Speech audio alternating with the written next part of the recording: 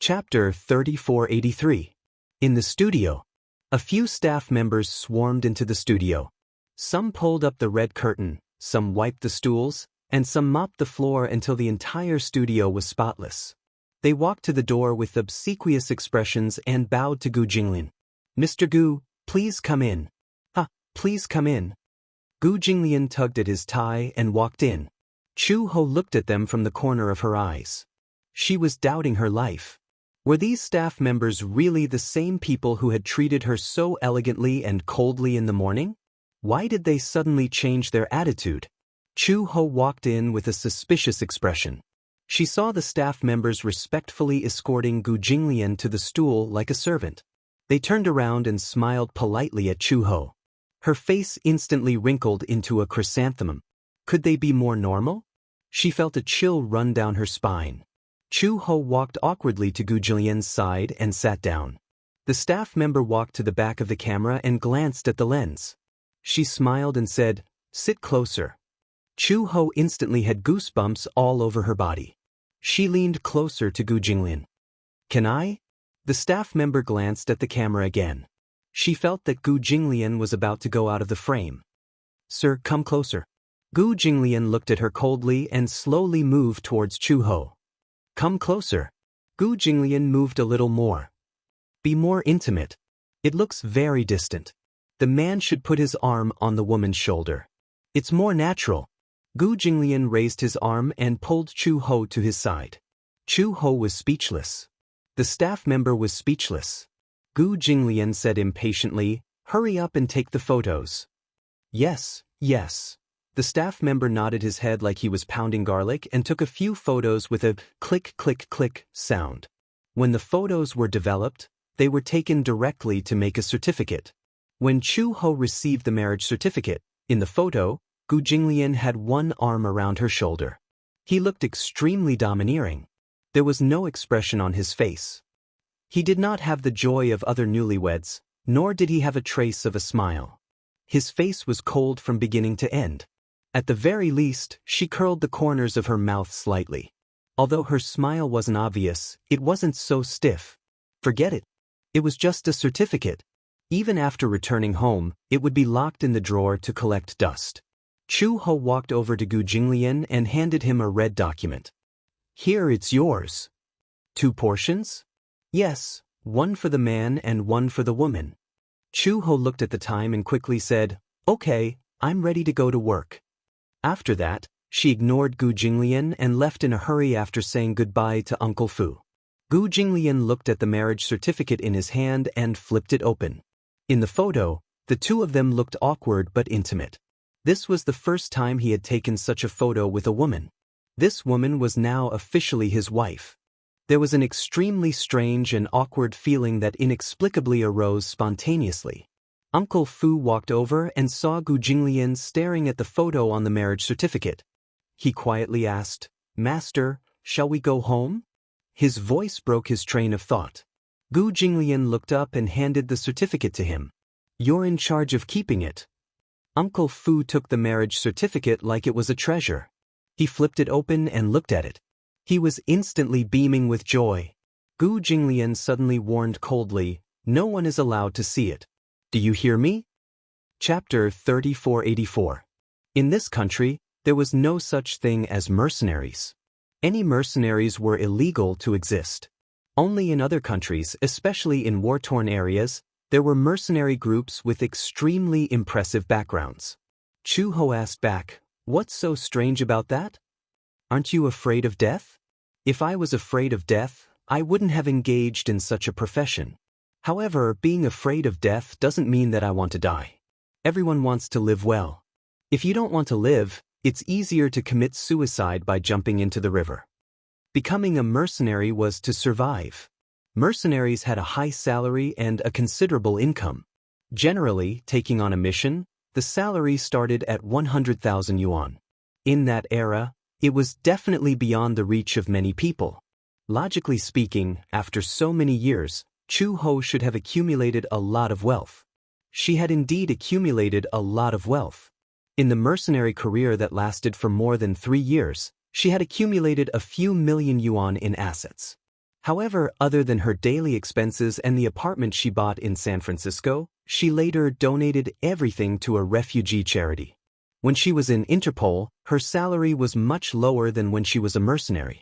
Later, after she went missing, the organization must have thought that she was dead, so they might have canceled her account.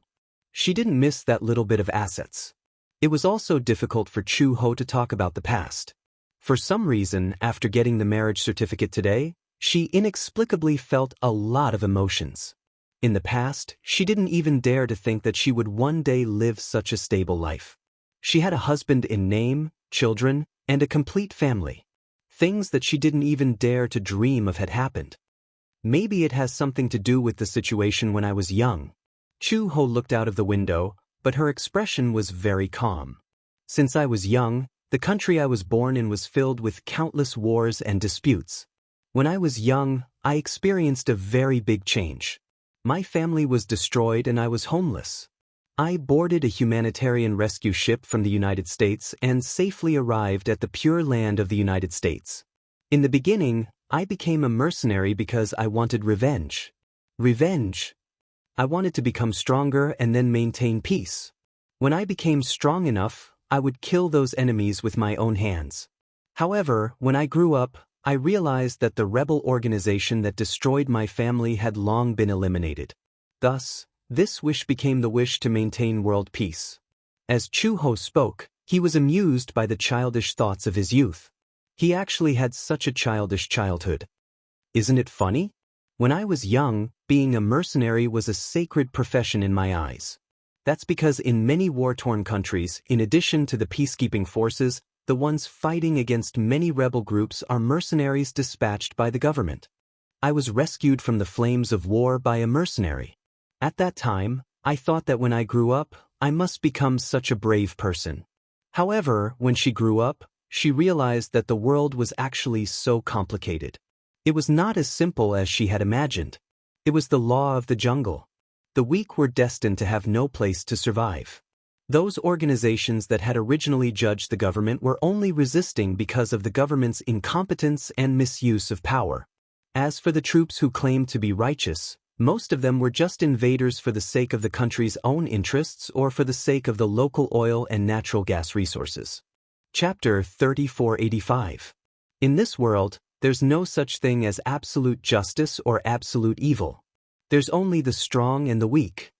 Chu Ho said slowly, maybe what I'm saying sounds funny, but maybe the absolute justice in your eyes is just self-interest and a high-sounding doctrine. Li Xiaofeng stared at her blankly, unable to digest what she had said. Chu Ho noticed that he kept looking at her and couldn't help but feel strange. What's wrong? Nothing. It's just that this is the first time I've heard someone say that. Li Xiaofeng shook his head and sighed.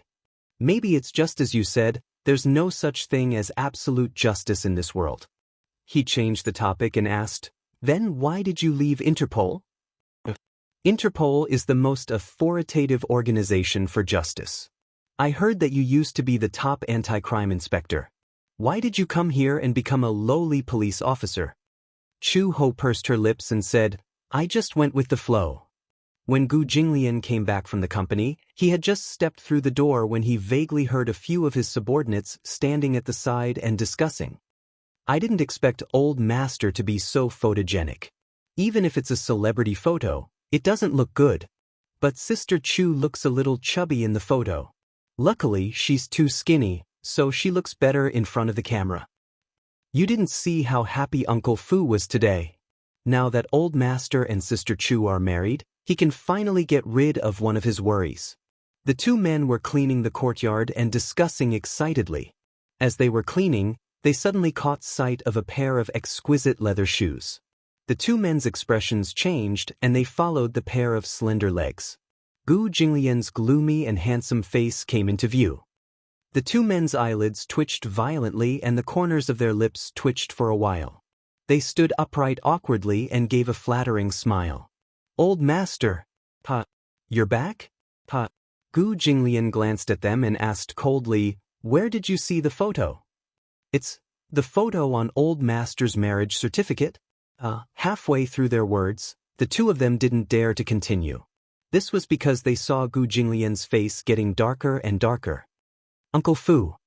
Gu Jinglian went upstairs and kicked open the door of the study. Uncle Fu was wiping the table carefully. He was so shocked by the loud noise that the cloth almost flew away. Uncle Fu turned around. He was so frightened by Gu Jinglian's aggressive look that he hiccuped and stammered, "Master." He eagerly went up to greet him. "Hee hee, you're back." Gu Jinglian's face was livid as he grabbed his collar and glared at him. He gritted his teeth and asked, "Where's the marriage certificate?" Yes, it's in your drawer. Didn't I tell you not to show it to others?" Gu Jinglian leaned closer to him and asked coldly, "Are you ignoring me?" F***ck. He had been betrayed? Who was the shameless blabbermouth? Didn't he warn him to keep it a secret? But I kept it well. Uncle Fu immediately put on a stern face and said righteously, "It must have been someone who secretly looked at it." Gu Jinglian narrowed his eyes. "You mean those people lined up to sneak into the study to look at it?" Uncle Fu was speechless. "Someone please come and save him." Chapter 3486. Dad, you're back. Xiaobao skipped into the room and hugged Gu Jinglian's thigh tightly. When Uncle Fu heard Xiaobao's voice, he was so moved that tears and snot flowed down his face. He was practically an angel. He had rescued him from the abyss of suffering in an instant. Xiaobao's appearance somewhat diverted Gu Jinglian's attention. Uncle Fu carefully pried Gu Jinglian's fingers away from his collar. Then he took half a step back dejectedly. Just as he picked up the rag from the floor, he heard Xiaobao say excitedly, "Dad, Uncle Fu showed me your and Mom's marriage certificate. The photo is so beautiful. The main thing is that Dad is handsome and Mom is beautiful. But it's so perfect." They were a perfect match. When Uncle Fu heard this, he was stunned as if he had been struck by lightning. Behind him, Gu Jinglian's face darkened. His sinister voice sounded as if it came from hell. "Uncle Fu." He did not know how such an old man could be so nimble. He actually slipped away in an instant, as if there was oil on the soles of his feet. Gu Jinglian was so angry that he clenched his fists. However, he saw Xiaobao walk in front of him and open his arms to ask for a hug. He acted coquettishly and asked for a hug and love. Gu Jinglian's expression softened a little. He bent down slightly and picked him up. Little Bao held his father's face in his hands and kissed him on both cheeks. "Daddy is so obedient. Dad is so great." Gu Jinglian was speechless. What the hell? This was the first time he had been praised by someone with such a strange word like good. And he was only a 6-year-old child. Gu Jinglian carried him to the sofa. His eyes were very gloomy, very gloomy. When he thought about how his warning to Uncle Fu had been ignored by that old man, he couldn't help but feel angry. "I told him to take good care of it and not let anyone see it, but he actually came back and passed it around." Seeing his gloomy face, Xiaobao patted his face with his little hand. "Daddy, what's wrong?" He seemed to be very unhappy. "Today is a joyous day. Don't put on such a long face." "Big day." Gu Jinglian grabbed his hand and warned him coldly, "Don't hit Dad's face." "But very disrespectful." Xiaobao nodded as if he understood. Then he puffed out his chest and said righteously, "Daddy, you're not allowed to hit my head from now on." Xiaobao said seriously, "Because that's also very disrespectful." "Pa?" Gu Jinglian smacked him on the head. Xiaobao immediately hugged his head and said angrily, "What are you doing? Asking for a beating? How am I asking for a beating? Did I say something wrong?" Gu Jinglian reminded him, "When will you be my father? Only then will it be your turn to educate me."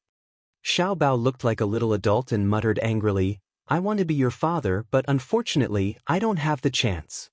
However, if I really have a disobedient son like you, I will definitely be angry and my life will be shortened." Gu Jinglian was speechless. He closed his eyes and clenched his fists, resisting the urge to hit him. Xiaobao said again, "You don't know how to cherish such a cute son like me. You have to know that being my father is a blessing that you've accumulated over several lifetimes." Gu Jinglian was speechless. He suddenly pinched Xiaobao's chubby cheeks and said coldly, "If you talk nonsense again, I'll hit you." Chapter 3487.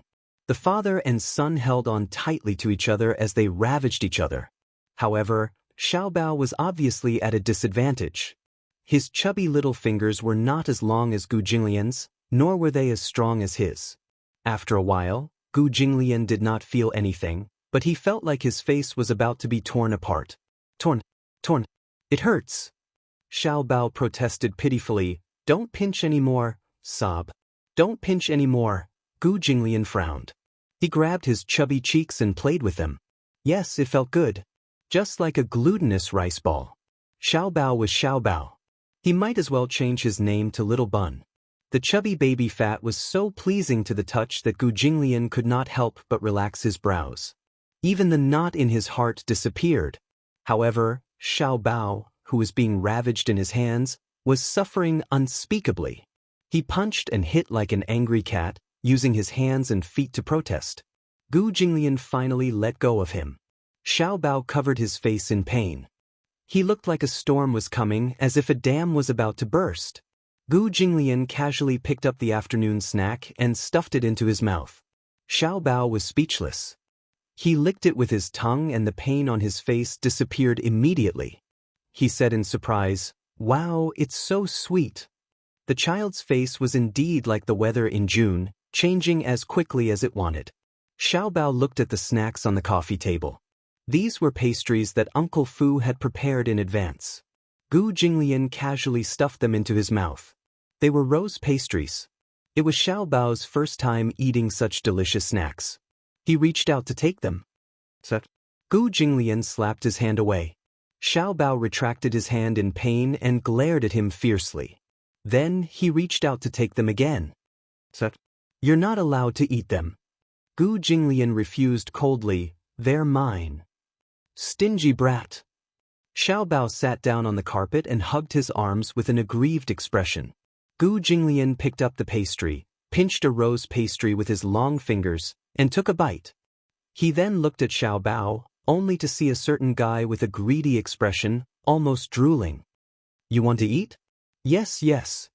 Xiaobao quickly nodded, expressing his position. Gu Jinglian suddenly curled his lips and said slowly, "That depends on whether you have the ability to eat it." Uncle Fu had just finished tidying up the other rooms. When he passed by the study, he casually pushed open the door and saw Gu Jinglian sitting leisurely on the sofa. He casually picked up a piece of rose pastry and then casually threw it out like a parabola. Xiaobao immediately straightened his neck and opened his mouth wide to receive the rose crisp. Awoo! After experiencing 2 failures, he was amazed this time. First, he predicted where Gu Jinglian would throw the rose pastry. As such, as soon as the rose pastry was thrown, he reacted in time and leaned over. With his mouth open, he caught the rose pastry steadily. Gu Jinglian praised generously, "Beautiful." Xiaobao was extremely pleased. He puffed out his chest and looked very proud. Uncle Fu was petrified. "Dad, am I awesome?" Xiaobao lay on his lap with an expression that said, "Come and praise me, come and praise me." If he had a tail, it would be wagging vigorously at this moment. Gu Jinglian patted his head. "Yes, you're awesome." Xiaobao caught a glimpse of Uncle Fu from the corner of his eye and immediately turned to Uncle Fu, saying, "Uncle Fu, come and play with us. This game is very fun." Chapter 3488. Uncle Fu immediately cleared his throat and said, "I still have something to do." With that, he turned around and slipped away. Uncle Fu was about to teach those little rascals a lesson. How dare they bring up the matter of him circulating Old Master's marriage certificate in front of Old Master. Now that he had offended Old Master, he wouldn't dare to show his face in front of him for a few days. Uncle Fu closed the door behind him. Gu Jinglian turned around and saw Xiaobao looking at him expectantly. "Let's continue playing. Let's continue playing. This game is so fun." It was much more fun than playing video games. More importantly, no matter what game it was, as long as he could play it with Gu Jinglian, Xiaobao felt that it was a lot of fun. He really enjoyed the time he spent with Gu Jinglian. No matter how boring the game was, he still found it interesting. Gu Jinglian said calmly, "No." "Why?" Xiaobao was greatly disappointed. He shrugged his head and said pitifully, "Why don't you play? Dad has something to do." Oh, Xiaobao knew how to read people's expressions and was very tactful. "Hence," he muttered, "then I'll look for Uncle Fu to play." As he said this, he stood up and ran to look for Uncle Fu with a bowl of rose pastries in his hand. Gu Jinglian suddenly stood up and walked slowly to the desk. Suddenly, he thought of something and quietly pulled open the drawer. In the drawer, there was a red marriage certificate on top of a pile of account books. The 3 words stamped in gold on it were so eye-catching. Gu Jinglian sat down on the chair and casually picked up the marriage certificate. He gently flipped it open and a photo of him and Chu Ho came into view. In the photo, he was holding Chu Ho's shoulder and looking at the camera. His face was cold and his dark eyes were deep and unfathomable. So, this was how he looked in other people's eyes. Gu Jinglian subconsciously reached out and touched his face. He was a little surprised. He rarely looked at himself in the mirror, so from the photo, one could clearly see that his calm face was actually so cold. No wonder Xiaobao kept avoiding him when they were in the Gu family. He seemed to be very afraid of him. Beside him, Chu Ho was clearly caught off guard when he was suddenly pulled to his side. However, he had to cooperate and smile, but his smile was very awkward. He smiled awkwardly. She was even a little reluctant. Unwilling or unwilling? Gu Jinglian could not help but narrow his eyes. His gaze fell on Chu Ho's awkward face in the photo, and he felt inexplicably unhappy. He was so engrossed that he did not notice the footsteps outside the door. Chu Ho had just pushed the door open when he saw Gu Jinglian holding the marriage certificate and staring at it. His lips could not help but twitch a few times. "The marriage certificate is so beautiful?" Before he finished speaking, the man who was engrossed in his thoughts was immediately alerted. Gu Jinglian instinctively closed the marriage certificate and threw it into the drawer. He looked at Chu Ho and frowned as he questioned, "Who let you in?" He meant, "Why didn't you knock before coming in?" Chu Ho crossed her arms and gestured at the half-closed door. "The door wasn't closed. I thought there was no one inside." Gu Jinglian was speechless. Chu Ho saw that he was a little unhappy that he had been caught red-handed and thought it was funny. "I saw you staring at the marriage certificate the moment I came in. But what's so beautiful on it?" As she spoke, she leaned over to see if there was any difference between his marriage certificate and hers. Gu Jinglian pushed the drawer to block her probing gaze. Chapter 3489. Chu Ho frowned. "What are you doing? Guarding against thieves? Where's your marriage certificate?" Gu Jinglian looked up and suddenly asked, "Take it out." But she stared at him warily. However, when he mentioned the marriage certificate, she suddenly remembered. She touched her pocket and realized that the marriage certificate seemed to have been kept in the drawer in the office and she had forgotten to bring it back. She blinked awkwardly. When Gu Jinglian saw this, he couldn't help but feel suspicious. "Where's the marriage certificate?" "I forgot." "You forgot?" How could she forget such an important thing?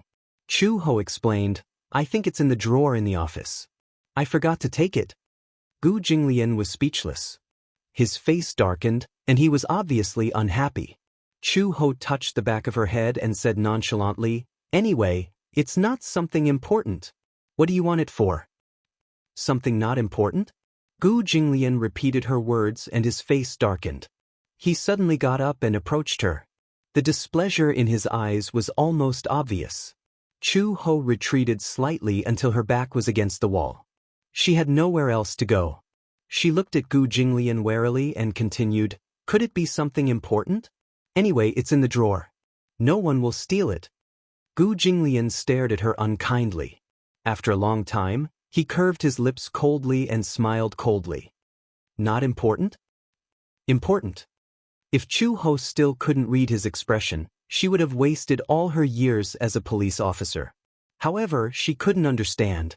She had just left a marriage certificate behind. Why did he look so unhappy? She really couldn't think of what was so important about a marriage certificate. Gu Jinglian looked at her and said coldly, "What are your thoughts on marrying me?" This was a primary school student's summer homework. What was the point of writing down her thoughts after watching a movie? The only thought she had was, "So troublesome." As soon as she said that, Gu Jinglian's expression became even colder. Trouble? I thought that getting a marriage certificate should be a very simple procedure. I didn't expect it to be so troublesome and take up so much of my time.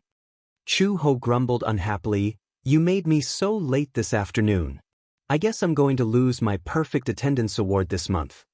The coldness in Gu Jinglian's eyes seemed to stab her. Chu Ho felt that something was amiss and asked suspiciously, "Gu Jinglian, what's wrong with you? You look like you want to eat someone."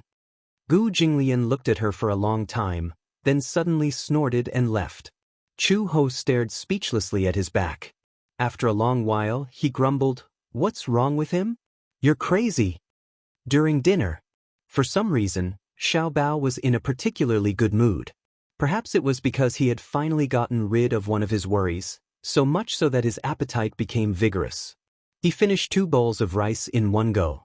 Chu Ho glanced at him and saw him raise his bowl to Uncle Fu and say cheerfully, "Another bowl. You're not allowed to eat anymore."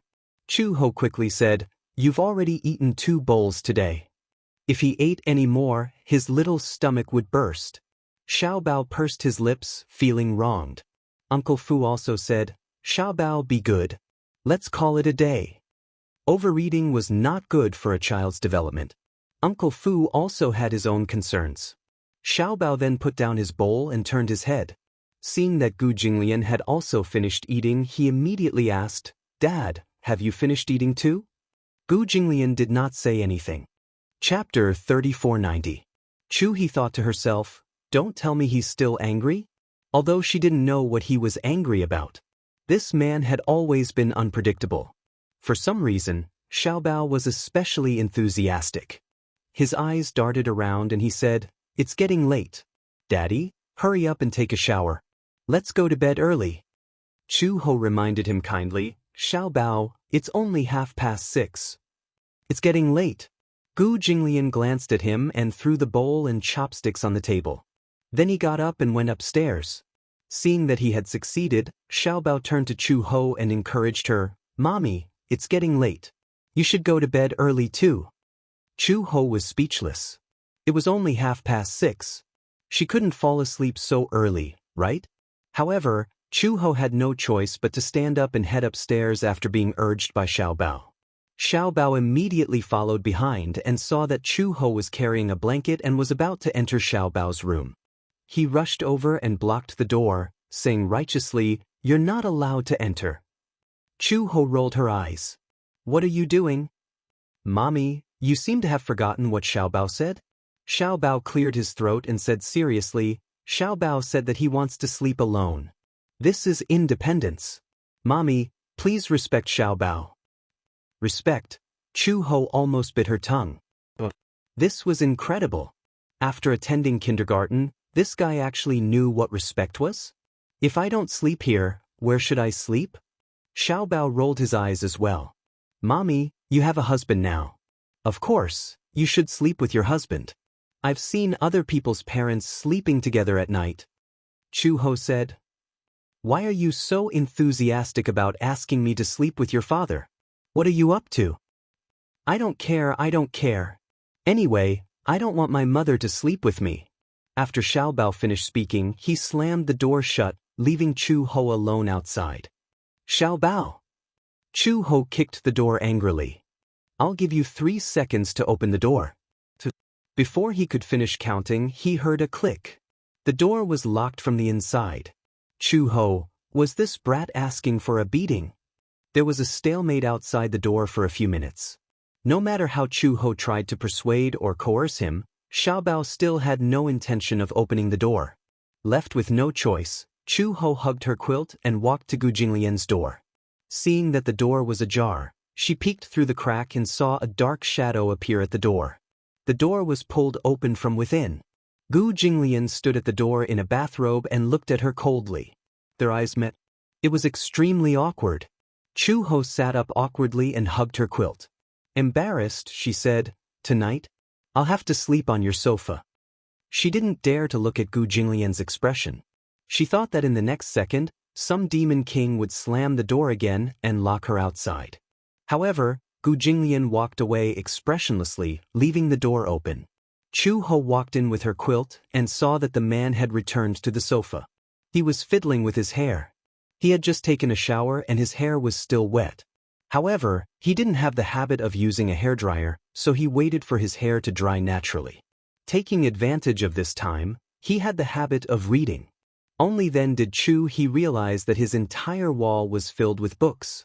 Generally speaking, some people's books were just empty shells used for decoration. Chapter 3491. She did not expect him to like reading. Gu Jinglian seemed to have noticed that she was constantly looking at him and could not help but look up suspiciously. She immediately reacted and retreated to the side. She walked into the cloakroom and started to look for her pajamas.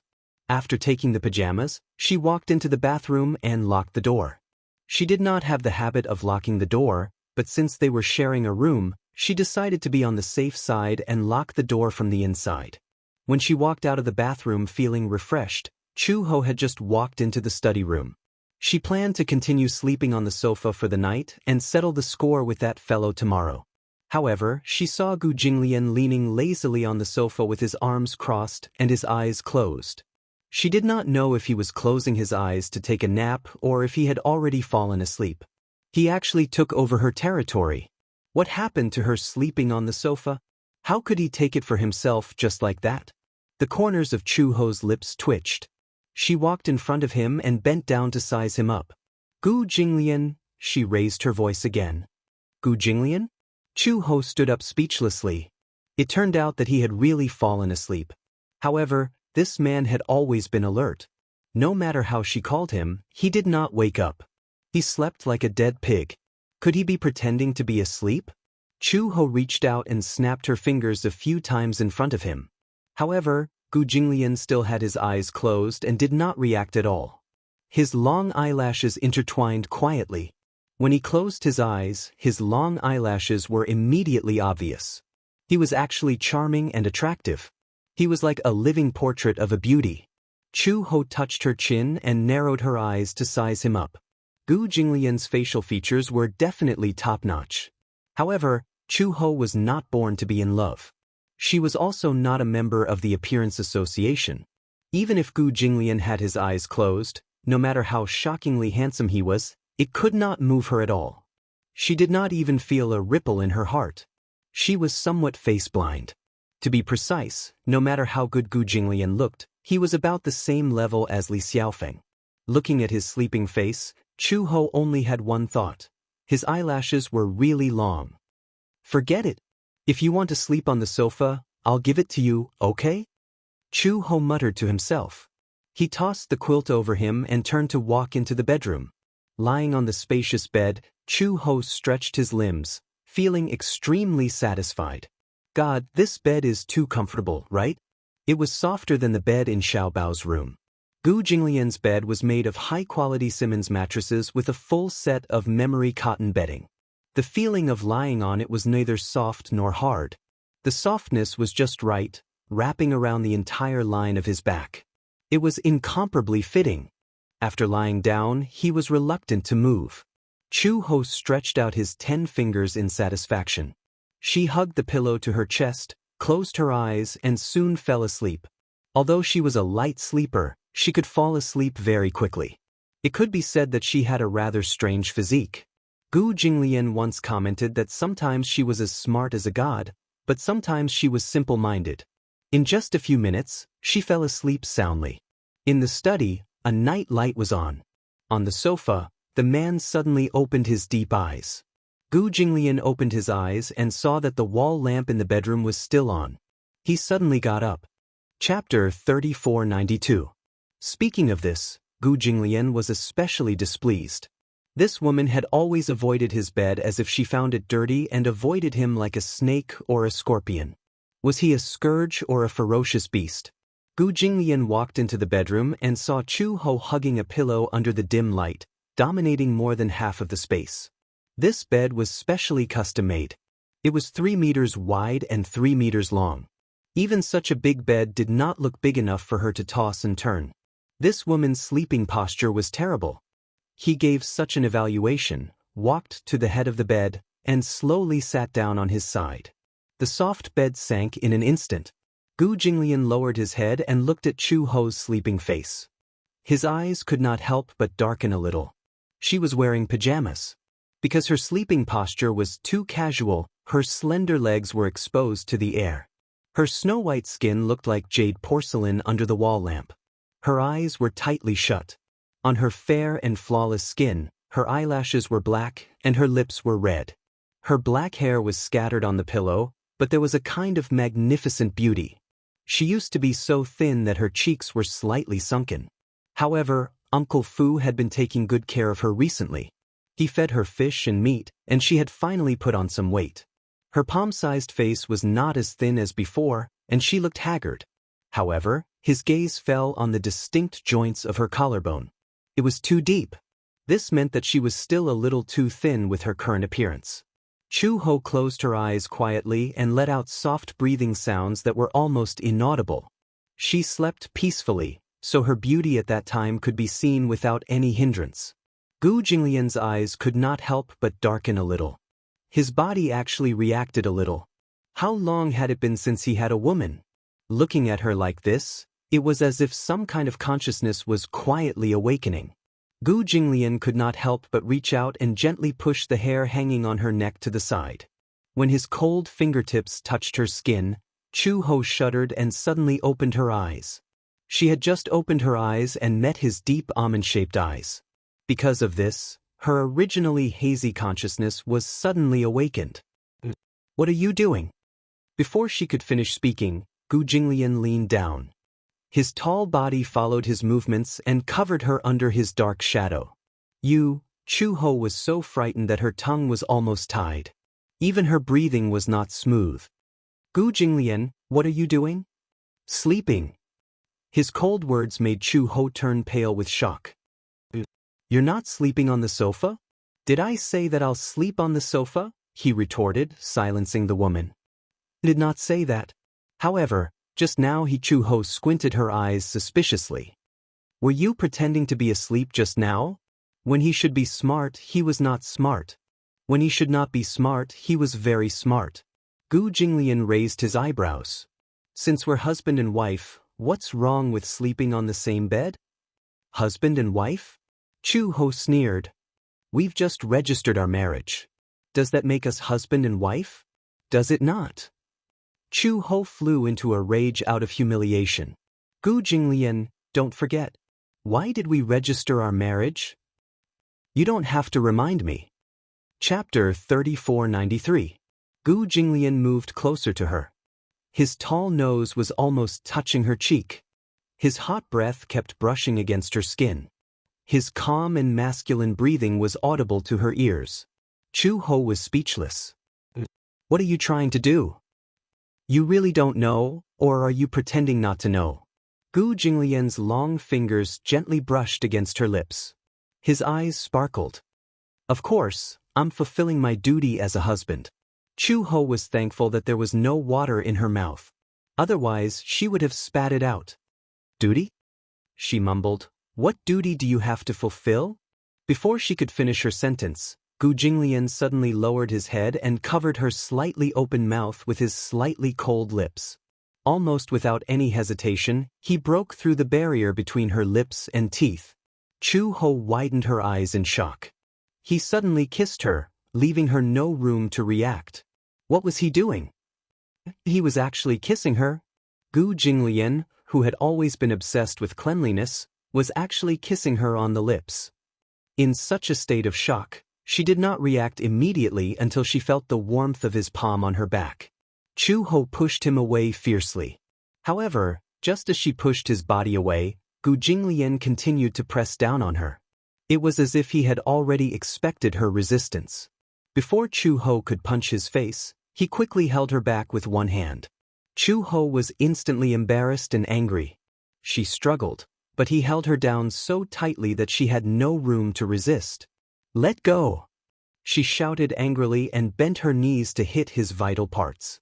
Gu Jinglian did not care about her tricks at all and used his legs to suppress her. In this way, she had no room to struggle at all. "Gu Jinglian," she gritted her teeth, and her eyes were filled with hatred and anger. Gu Jinglian said slowly, It seems that you didn't suffer enough 6 years ago? Suffer? Chu Ho furrowed his brows and glared at her. Gu Jinglian smirked coldly and whispered into her ear, "You're no match for me in terms of skills." His breath was like orchids, and when his breath brushed against her ear, she couldn't help but become extremely sensitive. She shivered, and all the pores on her body opened up. "Gu Jinglian, I'm warning you. If you dare to touch me today," the man interrupted her, "you should know me." Chu Ho stared at him suspiciously. However, she heard him say word by word, "I hate this kind of provocation the most." After saying that, he lowered his body. He was only one step away from conquering the city. Chu Ho resisted fiercely, but he couldn't break free from his powerful grip. Gu Jinglian said, "Didn't we do it once 6 years ago? You don't have to be so pretentious." Before Chu Ho could say anything, he felt a strange sensation and broke out in cold sweat. When the first ray of morning light shone in, Chu Ho was awakened by the glaring rays of the morning sun. She frowned and woke up. She opened her eyes and regained consciousness. Immediately, she felt the pain in her body clearly transmitted through her nerve endings. She had always been sensitive to pain, but her pain threshold was very high. She had once suffered a serious injury and a bullet pierced through her arm, but she still relied on her willpower to walk through the tropical rainforest. However, the pain in her body now was not like the injuries she had suffered in the past. Chapter 3494. Everything that had happened last night was more like a smoke-filled war. She struggled to prop herself up and get off the bed. The moment her toes touched the ground, the pain on her thighs became more obvious. This damned man, Chu Ho cursed viciously in her heart. When she walked into the bathroom earlier, her body was reflected in the mirror. Her pajamas were torn apart and her shoulders drooped.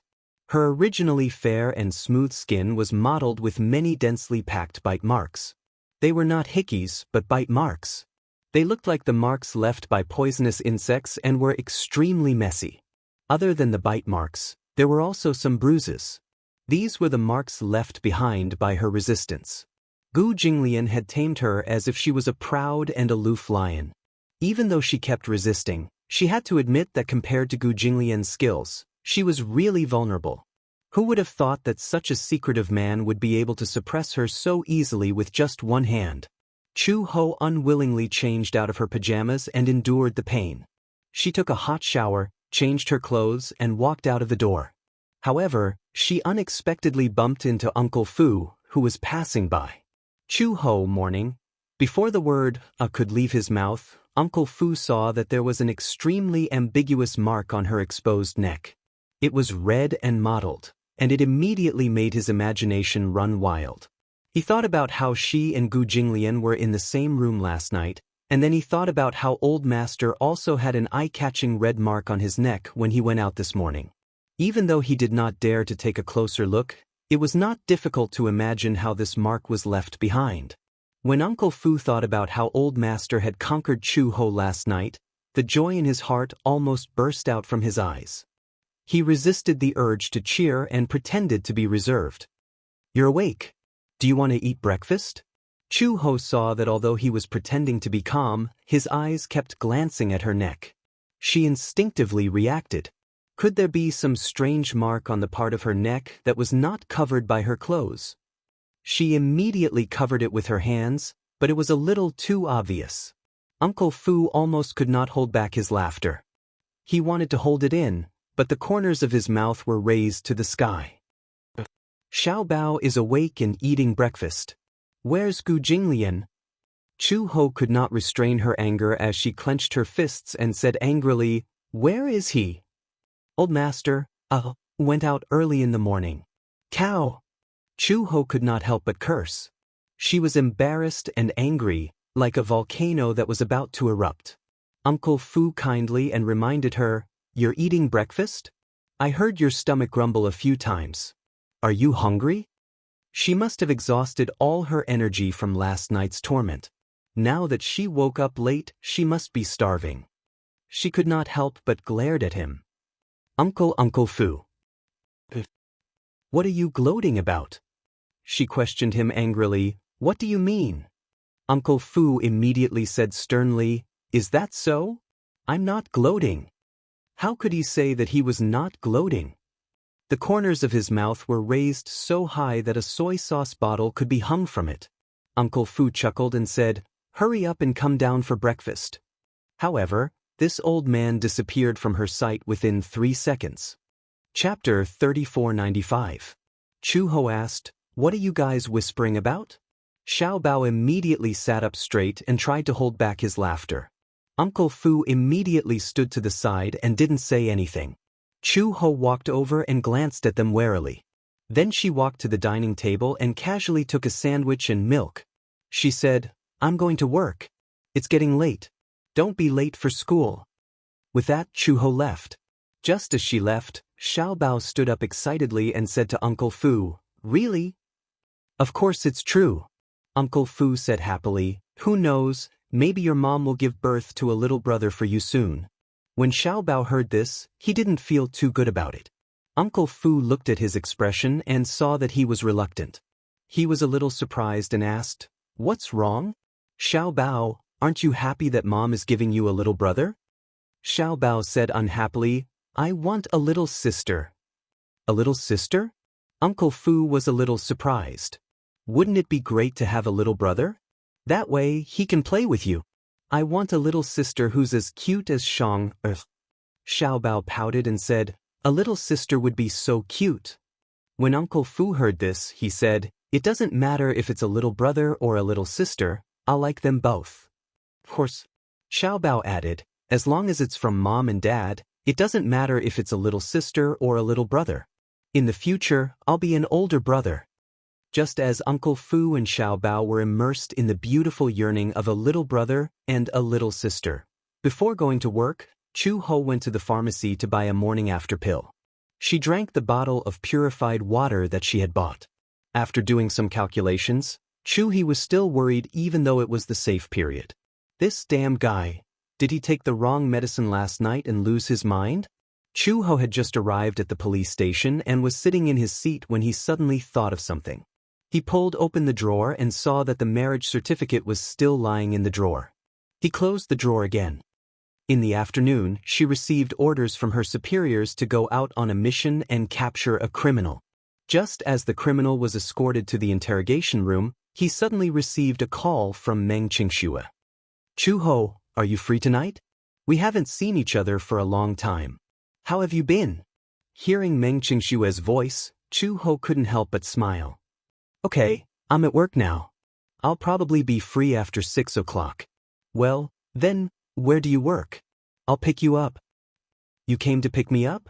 Chu Ho smiled, but he did not refuse and told him the address. At 6 o'clock in the evening, Meng Qingxue stood at the entrance of the police station in a daze. She looked at Chu Ho, who had changed into casual clothes and was walking out. She could not react for a moment and her gaze was fixed on him. She had actually joined the anti-gang team?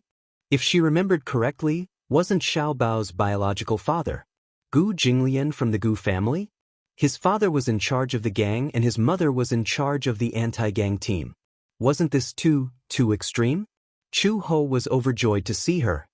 He walked forward and hugged her gently. The two of them had not met for a long time and missed each other dearly.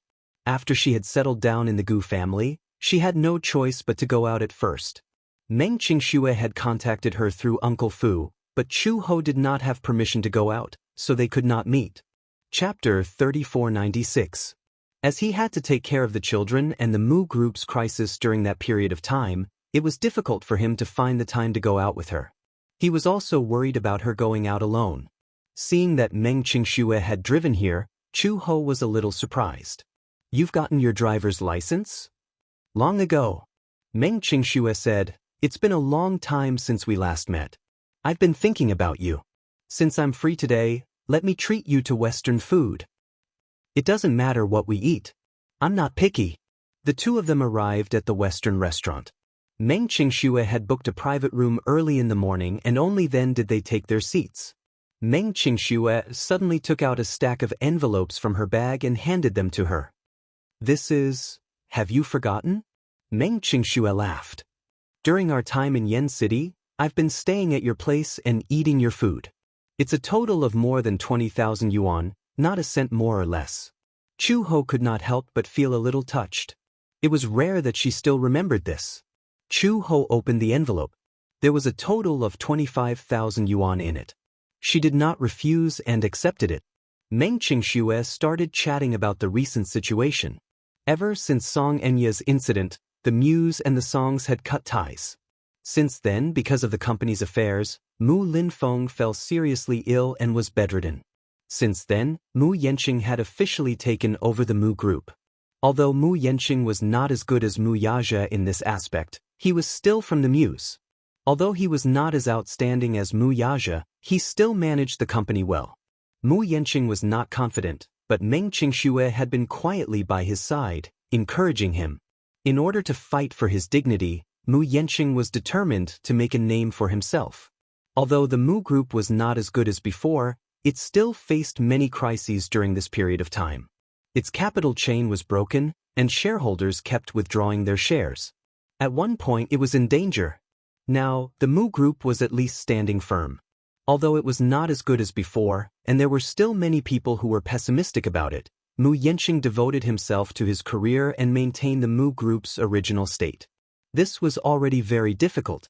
After 10 months of pregnancy, Meng Qingxue gave birth to an adorable son for Mu Yanqing. Her son looked more like her. He had delicate features and fair skin. He was very cute. Mu Yanqing named him Mu Wenqi. Meng Qingxue showed Chu Ho a full moon photo. After becoming a mother, Meng Qingxue's greatest joy every day was being with her baby. She wasn't the kind of person who especially liked to show off her baby in her circle of friends. She just felt that it was cute and took pictures of it herself. She even saved it on her phone. At this moment, the little guy was still young, but he had already learned how to walk. Unexpectedly, after the two of them parted, in the blink of an eye, the little guy who had been obediently staying in her stomach had already learned how to walk. Chu Ho could not help but feel deeply moved. Meng Qingxue added, "I've always been thinking about Xiao Bao." However, she had just given birth and her body was weak. Now that she has recovered a little, the child cannot be separated from her. Otherwise, there will be plenty of opportunities in the future. Chu Ho paused for a moment and suddenly asked with concern, "How about now? Are you okay? How does Mu Yanqing treat you?" Chu Ho's face suddenly darkened.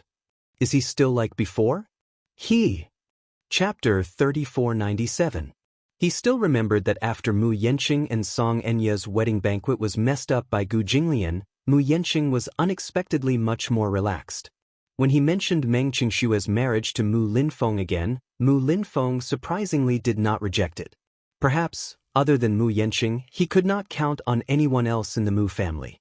Mu Linfeng was hoping that the Mu group's century-old foundation would not be destroyed in his hands overnight. Hence, when Mu Yanqing proposed to marry Meng Qingxue, Old Master Mu did not object. Mu Yanqing and Meng Qingxue collected their marriage certificate and held a special wedding banquet. They did not invite any guests. In the church, other than some important elders of the Mu family and some devout believers, there was no one else. They took their vows in front of the priest. When it was time to exchange rings, Meng Qingxue carefully put the ring on his ring finger. The two of them looked at each other and their eyes reddened. Mu Yanqing knew very well how hard it was to come by such happiness.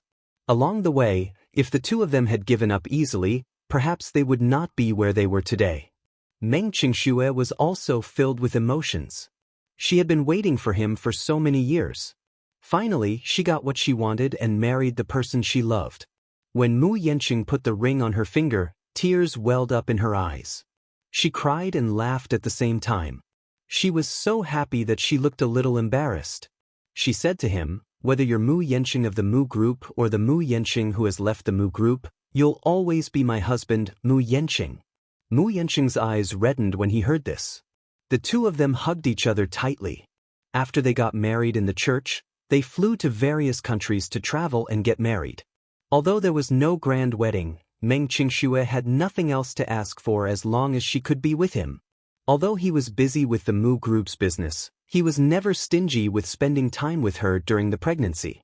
On the day of labor, he received the news and rushed to the hospital from the company. He put on his sterile gown and entered the delivery room. Just as he entered the delivery room, the child was born. It was a son. To Mu Yanqing, whether it was a son or a daughter, he would like them both. This was their first child. In the future, they might have a second one. However, this child came with twists and turns, and almost died prematurely. Mu Yanqing's heart was filled with countless emotions as he held the child in his arms. After giving birth to the child, Mu Yanqing bought a villa and registered it under Meng Qingshue's name as compensation for the hardships she went through during her pregnancy. This was also his promise to her. Meng Qingxue did not care about these things, but Mu Yanqing said, "This house will be our home in the future. No matter what, this will always be your harbor." After having a child, Mu Yanqing's careerism was stimulated. No matter what, Mu Yanqing would still spare a day every weekend to accompany him. After the breastfeeding period, Meng Qingxue wanted to find a job, but Mu Yanqing did not allow it. Firstly, although the child had passed the breastfeeding period, he still needed someone to take care of him. Although she had hired a nanny, she was not as close as a mother.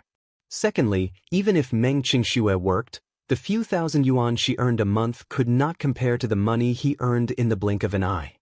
He would work hard to manage his career and give her something to rely on. However, with the arrival of the child, his concept of family was awakened. Therefore, to him, family became more important than his career. Chapter 3498. He said, "When I was young, my parents were busy with their careers and didn't have time to accompany me. I don't want my son to have the same childhood as me. You don't have to think about work. Raising you and our son is my career. Your career is to take care of the family." Meng Qingxue was touched.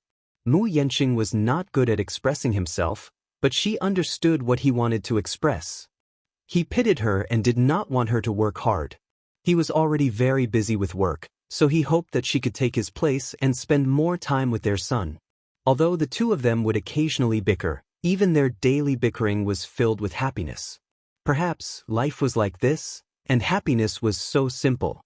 A family of three, 2 people in one house, 3 meals for seasons. It was plain but warm.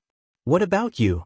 Meng Qingxue probed. "Have you accepted Gu Jing, Mr. Gu?" She was afraid of Gu Jinglian from the bottom of her heart and had never dared to call him by his name. Chu Ho's face stiffened slightly. At the mention of Gu Jinglian, she thought of what happened last night and said unhappily, "Why are you mentioning him?" With that, she sucked on her straw with a cold face. Sizzle, the atmosphere was very cold. Meng Qingshue's lips twitched and she smiled awkwardly. "I saw that you were staying with the Gu family and thought, that's because Xiao Bao wants a father." Chu Ho said coldly, "It has nothing to do with me." With that, she rested her chin on her hand and sucked on her straw again. Sizzle, Meng Qingxue held her coffee cup and did not know whether to laugh or cry. "Did the two of you quarrel?" Then, Meng Qingxue suddenly said meaningfully, "I heard that the two of you are already married." Chu Ho was a little surprised. "How did you know?" Meng Qingxue opened WeChat and clicked on her conversation with Xiao Bao. Chu Ho took a look and was stunned. "Auntie Qingxue, Mommy and Daddy have already registered their marriage. Xiao Bao is so happy." It showed that it was sent at 7 o'clock last night. Chu Ho was petrified. "This guy, he actually leaked the news?" Meng Qingxue laughed and said, "Since you're already married, why are you still insisting that it has nothing to do with you? I heard from Yanqing that Gu Jinglian is quite a formidable person. He's swift and decisive. When I told him about your marriage, he was shocked. But that's because I don't believe that a man like him would marry a woman." After a pause, Meng Qingxue continued, "He doesn't believe in marriage. He said that he won't get married." Chu Ho was a little surprised. "Is that so?" Meng Qingxue asked curiously, "So, how did you get married?" "He suggested it." Meng Qingxue was stunned. "To be precise." Chu Ho sneered. "He begged me." Meng Qingxue, she could not help but imagine Gu Jinglian kneeling on the ground, hugging Chu Ho's thigh pitifully and begging for marriage. She was amused by her own imagination. Chu Ho said unhappily, "What are you laughing at?" I didn't expect the rumored Master Gu to beg a woman to marry him. If you hadn't said it yourself, I wouldn't have believed it. Chapter 3499. Xiao Bao didn't have a father since he was young, so he was ostracized by many children of his age. It's only natural that he felt insecure. Meng Qingxue paused for a moment and said, "But for a child, a marriage certificate is not the only thing that can give him a sense of security. A harmonious family is the most important thing." Chu Ho said calmly, "It's a pity that I don't have any feelings for Gu Jinglian, and he doesn't feel the same for me either." "So, you and CEO Gu are planning to keep up the act?" Meng Qingxue couldn't help but laugh. "When the child grows up, this matter won't be able to be hidden anymore." Chu Ho asked, "What else can I do? Do you want me to make the act real?" "Chu Ho, there's something I've always wanted to ask you." Meng Qingxue suddenly asked, "How did you get Xiao Bao in the first place? This kind of thing is consensual. If he really forced you, with your character and skills, you might not be able to force him. Don't tell me you really don't have any feelings for Siogu?" Chu Ho furrowed his eyebrows, and a complicated expression appeared on his face. She sucked on the straw absent-mindedly. Her teeth squeezed the straw until it was deformed. Her mind was in a mess. For her, the memories before she lost her memory were not that deep. She was also very curious as to why something like that happened between her and Gu Jinglian. Was it because she couldn't help it, or because she was forced? If she was really forced, with her strong character, Gu Jinglian might not have succeeded. But if she was willing, how could she be moved by a man as fickle as Gu Jinglian? Although she had regained her memories before she lost her memory, to her, it was like she had gained some ordinary memories. Therefore, she couldn't tell what kind of feelings she had for Gu Jinglian at that time. "Chu Ho, I think you might have had feelings for President Gu back then. Maybe you couldn't help it. What about Xiao Bao?" Chu Ho didn't say anything else. He seemed to be avoiding the topic on purpose. He smiled at Meng Qingxue and said, "Let's eat. I'm starving." With that, she began to cut the steak. Meng Qingxue saw that she deliberately avoided the topic and knew that she must be confused now, so she did not mention it again. When Chu Ho got home, he bumped into Uncle Fu in the living room. Uncle Fu immediately came up to her and said excitedly, "In a few days, it will be Xiao Bao's birthday. Chu Ho, do you have any ideas?" Xiao Bao had said that he would invite all the children in the class to celebrate his birthday at the Gu residence. Old Master was afraid of noise, so he didn't allow it. At this moment, the father and son were in a deadlock. "Do you want to persuade them?" Chu Ho turned to look at Uncle Fu with a complicated expression. Suddenly, he said tentatively, "Uncle Fu, yes?" She opened her mouth, wanting to say something, but hesitated. In fact, she wanted to ask him how she felt about Gu Jinglian in the past. Did she like him? Or did she hate him? If she hated him, then why did she and Gu Jinglian have that kind of thing happened? But if she really did like him, why did she forget about those feelings in her life? Chu Ho felt extremely confused about the current situation. She didn't know how to face Gu Jinglian. As for Xiao Bao's vision of a harmonious family of three, she didn't know what to do. It wasn't that she didn't want to. It was just that she was really indifferent when it came to matters of the heart. Chapter 3500. She had also become dismissive of matters of the heart. She felt that feelings were dispensable. Even if she was alone, she could still lead a good life. However, ever since she had Xiao Bao, she had another concern in her heart. At the same time, she also valued her responsibilities as a mother. However, no matter what Xiao Bao wanted, she was willing to give it her all. Yet, it was difficult for her to fulfill his dreams. Getting the marriage certificate with Gu Jinglian was just an act. Could it be that she had to make the act real for Xiao Bao and force herself to do so? Uncle Fu saw that she wanted to say something but was hesitating. He couldn't help but laugh and say, "You seem to have something to ask me." When Chu Ho heard this, she plucked up her courage and turned around to ask Uncle Fu, "What do you think my attitude towards Gu Jinglian was when I was in the Gu family?" Uncle Fu was stunned for a moment. Then he sighed slowly and said, "I can't make any judgments about what happened between you and Old Master. However, Chu Ho, you used to go by Old Master's side under the alias of Hong He. At that time, Old Master already knew your identity and you were his personal companion. You had countless opportunities to make a move on Old Master. After a pause, under Chu Ho's stunned gaze, Uncle Fu asked meaningfully, "Unfortunately, you didn't succeed from the beginning to the end and Old Master never exposed your identity. Don't you think that this is strange?" As the saying goes, the onlooker sees the game more clearly.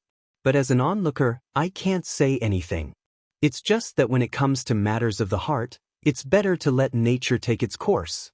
Just as Chu Ho was deep in thought, Uncle Fu suddenly said, "All these are not important. What's important is that Xiao Bao and Old Master are quarreling over the birthday venue. You should go and persuade them quickly and come up with some ideas at the same time." Chu Ho's face was full of black lines. When she walked into the study, she saw Xiao Bao sitting on the sofa angrily with his arms crossed, looking very angry. Gu Jinglian, on the other hand, was sitting calmly in front of his desk, holding a weasel brush and writing ink. Seeing that Chu Ho had come, Xiao Bao's angry face fell. He opened his arms and pounced on her. "Mom!" Sob, sob, sob. Gu Jinglian looked up and saw that she had returned. He ignored her as if she was invisible. Chu Ho picked up Xiao Bao, and the little guy poured out his grievances to her. "Isn't it my birthday this Sunday? I told Dad that I wanted to hold a birthday party at the Gu residence. We could save money and have fun. But Father didn't allow it. What should we do?" Chu Ho's lips twitched.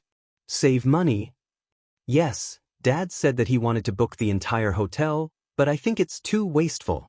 Xiao Bao whispered in her ear, "I heard from Uncle Fu that it costs tens of thousands to book the entire hotel. It's so expensive. I was trying to save money for Dad, but he called me an idiot. He even said that the Gu residence is so big. If my little friends get lost, it'll be too troublesome to find them one by one." Chu Ho was speechless. That was true. The Gu residence was located in a place with good feng shui. Every inch of land was worth gold, but even so, the Gu residence was still very big. When she first entered the Gu residence, she got lost and couldn't find her way. She imagined that it would be troublesome if a large group of children were to run around the Gu residence and something happened to them. Furthermore, those powerful subordinates of the Gu residence all had ferocious looks on their faces. Would they really not scare those innocent and naive children? Chapter 3501. Why don't you listen to Daddy and book the entire hotel? Chu Ho said. Gu Jinglian's brush suddenly paused. When the word father came out of her mouth, it gave him a strange feeling in his heart. For some reason he felt warm. He had never felt such a feeling before. Chu Ho continued, "Daddy is rich. Don't think about saving money for Daddy." Gu Jinglian was speechless. He looked up and his face immediately turned pale. Chu Ho glanced at him and said meaningfully, "Daddy is so rich. If it's your birthday, you can spend it however extravagantly you want." Xiao Bao refused to comply. "I want to spend it in my own home." As he said this, he turned around and looked at Gu Jinglian with a look of hesitation. Chu Ho had no choice but to say to Gu Jinglian, "Why don't we let him spend it in the Gu residence?" Gu Jinglian said coldly, "It's troublesome." He found it noisy. Xiao Bao alone was noisy enough. If there was a group of little kids, it would be so noisy that the entire house would be torn apart. Just thinking about that scene gave him a headache. Chu Ho put down Xiao Bao, walked in front of him and threw his brush aside. Gu Jinglian frowned, but heard her say, "Gu Jinglian, this is Xiao Bao's first birthday in the Gu residence. Since he wants to spend it in the Gu residence, why don't you agree to it this time?" He narrowed his eyes, but Chu Ho lost her patience and grabbed his collar. She smiled, but her tone was unfriendly. "Say, okay." Gu Jinglian looked unhappy and his lips curled into a dangerous smile. "Are you ordering me? How is this in order? I'm clearly discussing it with you." Chu Ho smiled and gritted her teeth. "Hurry up and agree." Xiao Bao also rushed in front of him and leaned on the table. His watery eyes stared at him with a look of anticipation. Gu Jinglian, the mother and son were singing the same tune and had great chemistry.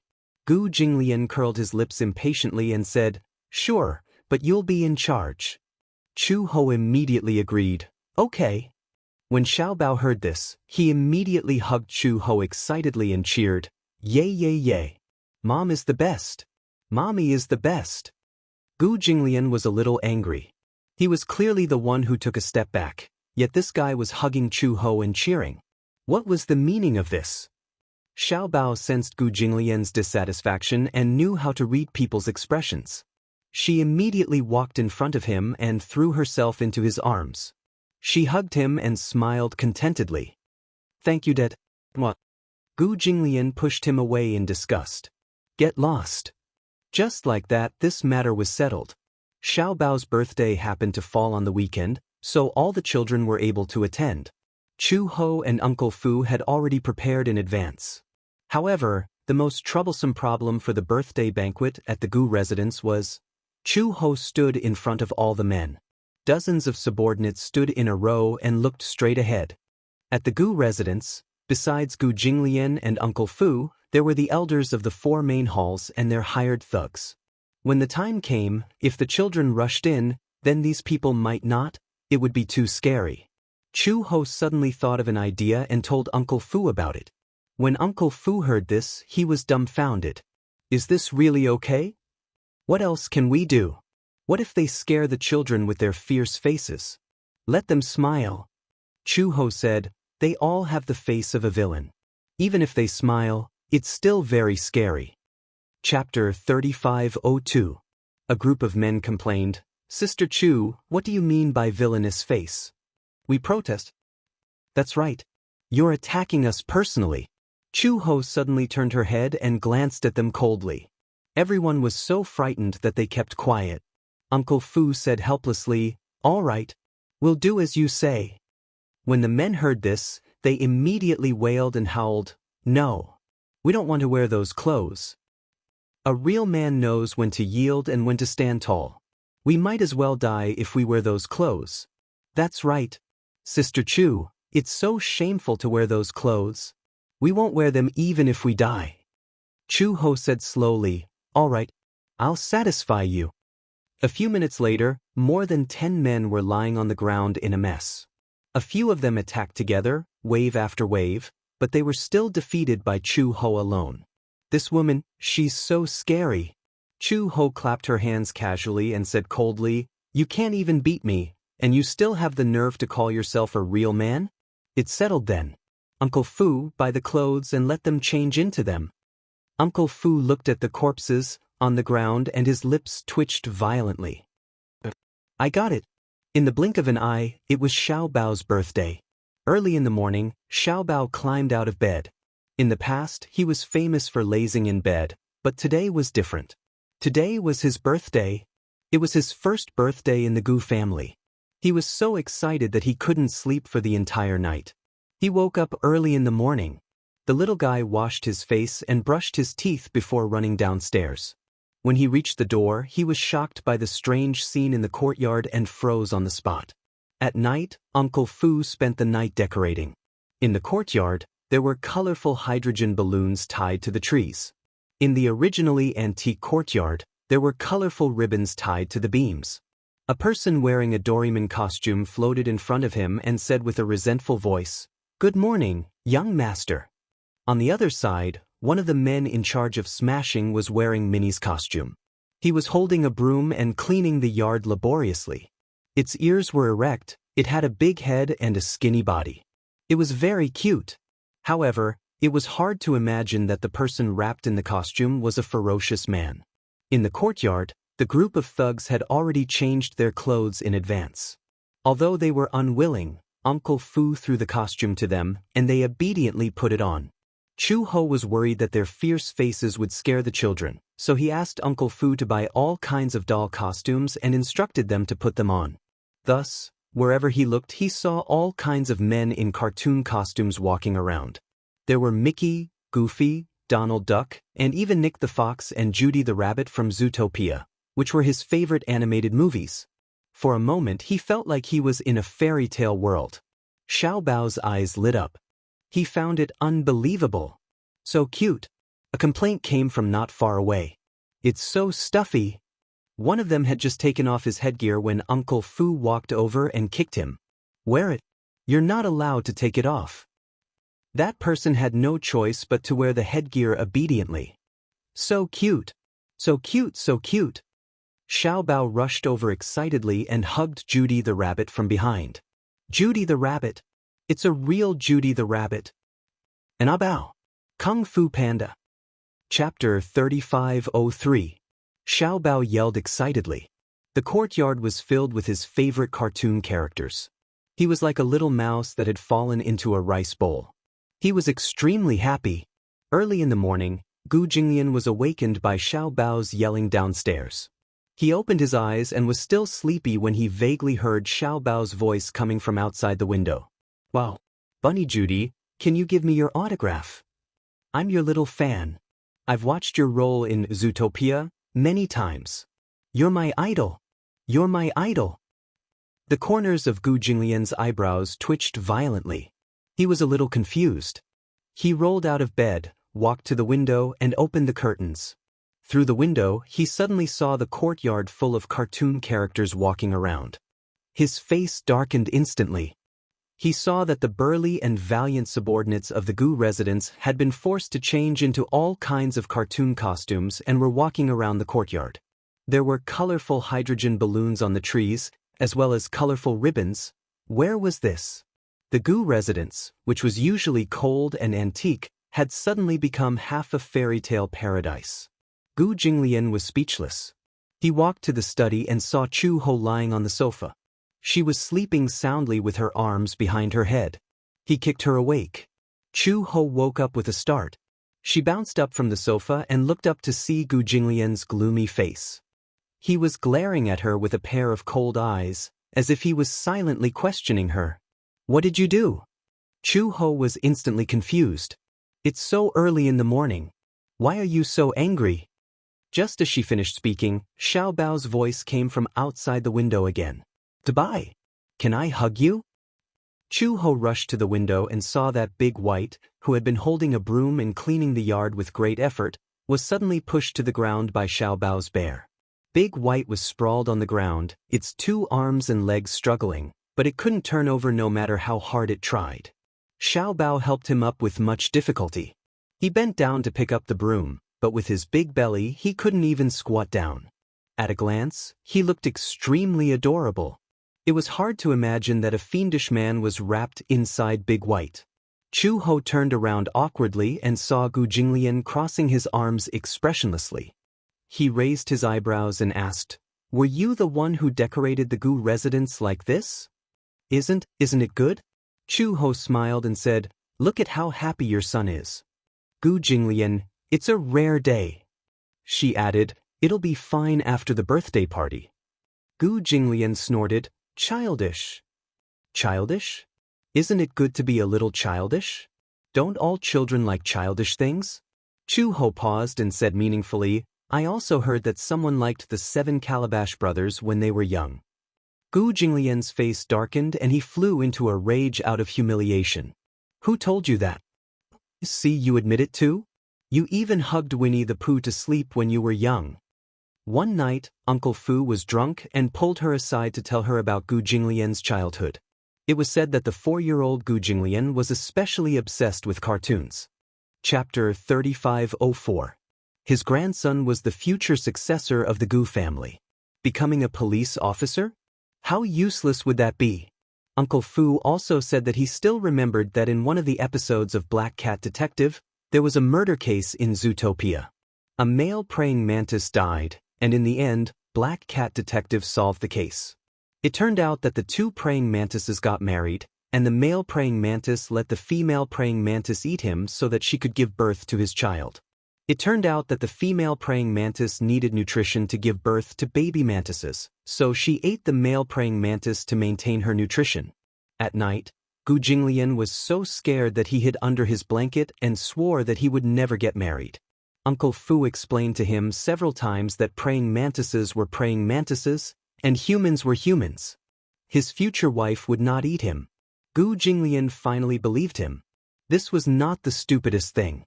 The stupidest thing was when he passed by a shop on the streets. At that time, Gu Jinglian, who was only 4 years old, saw that the shop sold bubble machines.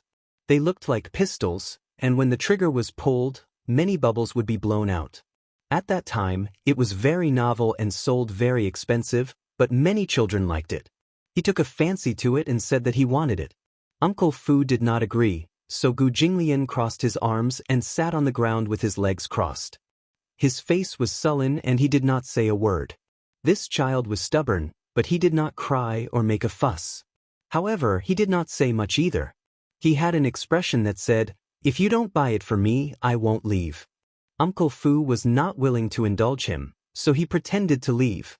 However, after walking far away from the shop, this guy still did not follow him. He turned back curiously, but saw that the guy was still lying on the ground and refused to get up. The shop owner could not stand it anymore.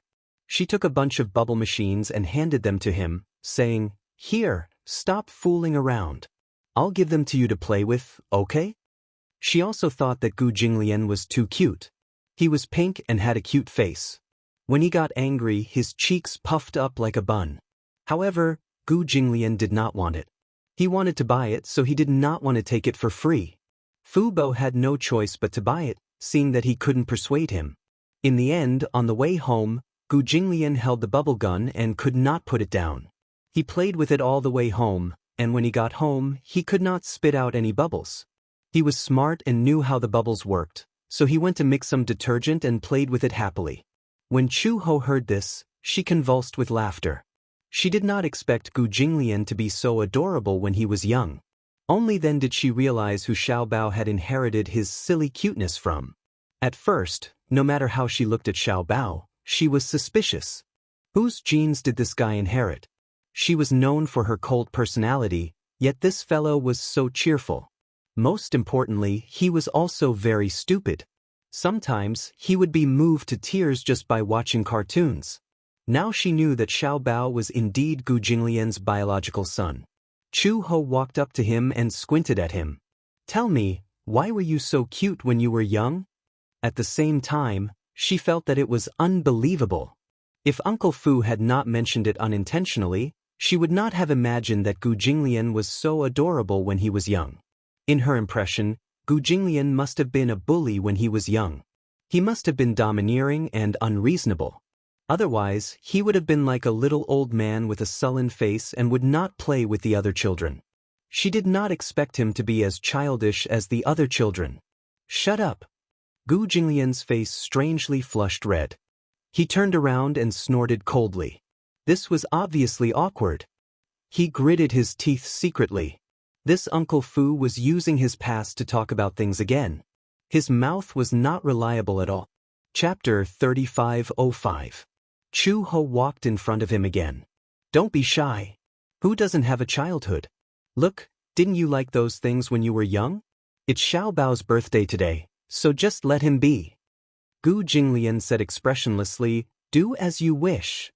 After saying that, he left with an ashen face.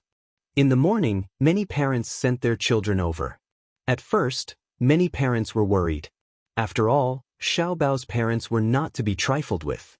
If their children were to be naughty in front of them and offend them, they might follow in Li Xianlai's footsteps.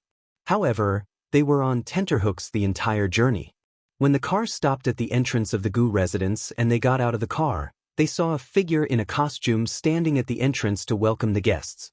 When the children saw it, their eyes lit up. "Oh my God! It's Big White! Big White from Superpower Marine Corps." The children all surrounded him, as if they wanted to pounce on him. The parents were also stunned. Who would have thought that the birthday party at the Gu residence would be so different from what they had imagined? This time, they were relieved. However, this birthday party was too different. The birthday party that they had imagined was probably what they had imagined, with the entire hotel booked. When they first heard that it was being held at the Gu residence, they were still wondering how big the Gu residence was and if it could accommodate a class of children. When they reached the entrance, all the parents who came to send their children were stunned. Wasn't this 2F** King big? It was just like the mansions of the wealthy in ancient times. Just walking through the entrance and seeing the winding corridors, as well as the huge garden and courtyard, they were scared out of their wits. They sucked in a deep breath and only let it out when they left the Gu residence. It was 2F asterisk King Big. Many parents got lost in the winding corridors. He was indeed rich and overbearing. This piece of land was one of the most expensive in the entire capital. It could be said that every inch of land was worth an inch of gold. Rumor had it that if this land was taken over by the government, it would definitely cost at least 300,000 yuan per square foot. According to their estimation, the entire Gu residence could no longer be measured in square feet. It was more appropriate to use the unit mu to measure it. Comparing oneself to others is really infuriating. Many parents sighed with emotion. They had been working hard since they were very young. After working hard, they finally managed to buy a condominium that was 100 square meters. In the capital, this was considered a standard for the wealthy. Many of them relied on their ancestors' real estate. The main government had demolished 2 houses. Otherwise, with the current housing prices, which were easily tens of thousands of yuan per square meter, and the central area was hundreds of thousands of yuan. How could they afford it? Who would have thought that other people's houses were measured in acres? If the Gu residence was demolished, several buildings could be built. What was even more frightening was that the ownership of the land was in the hands of the Gu family. The government didn't dare to touch it at all. In other words, even if the Gu family were to fall into ruin one day, they could still rely on the mansion to support several generations of people. There was no doubt about this. Many parents had come in worried, but when they saw their children being brought in by people in cartoon costumes, they left with peace of mind. Xiao Bao had been waiting at the door until a Mercedes-Benz slowly drove over and stopped. A young woman opened the car door and carried Xianxia out. Xianxia. When Xiao Bao saw Xianxia, he happily ran to her and held her hand. He said shyly, "Why are you only here now? I've been waiting for you for a long time." Chapter 3506. I'm sorry, birthday boy. There was a traffic jam on the way, so I'm late. It's okay, Xiao Bao said a little embarrassedly. Xianxia immediately took out an exquisitely wrapped present from behind her back and shyly handed it to him, saying, "Xiao Bao, happy birthday." "Oh, thank you. Here. This is a present for you." I don't know if you'll like it." Xianxia's voice became softer and softer, obviously very shy. However, Xiao Bao seemed very excited and said expectantly, "Can I open it?" Xianxia said, "You can open it if you want, but if you don't like it, don't be angry. Why would I? As long as it's a present from Xianxia, I'll like it." But Xiao Bao opened the present curiously and saw a bouquet of flowers lying quietly in the gift box. However, this bouquet of flowers was different from ordinary bouquets. This bouquet of flowers was tied up with many starry sky lollipops. Xianxia didn't know what present to give, but thinking that Xiao Bao liked to eat sweets, she tied all her favorite starry sky lollipops into a bouquet and made it into a bouquet of flowers. The beautiful starry sky lollipops instantly lit up his eyes.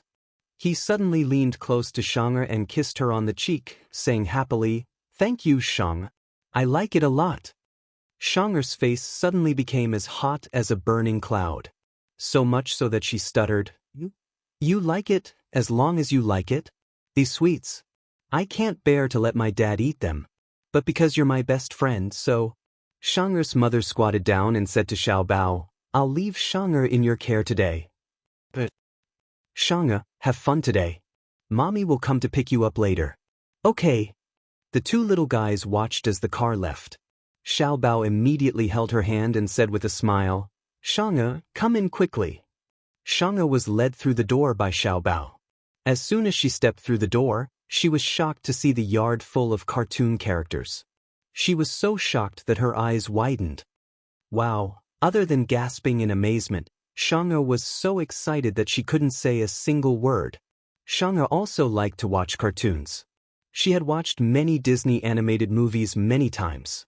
Her favorite movies were Frozen, and she also liked Dubai from Superland Marines. As such, tears welled up in her eyes as soon as she saw Dubai. In the hearts of young children, the characters in these animated films were not just limited to the adult world. The word cute was enough to describe them. To them, these people were the hottest superstars, and even more so, their dreams. Most of the children in the class had arrived and were playing with the cartoon dolls in the yard. It was as if he was in a fairy tale world. Xianxia even suspected that she was dreaming. Xiaobao asked, Jean, you also like Dubai, right? I like Big White the most. Xiaobao immediately said, Dubai, come here. Hearing his little master's summon, Dubai immediately rushed over and waved his hand as he stood in front of them with his big belly. Xiaobao introduced, this is Princess Xianxia. Xianxia stared at Dubai nervously. Chapter 3507. Xianxia blushed shyly. Hello, Dubai.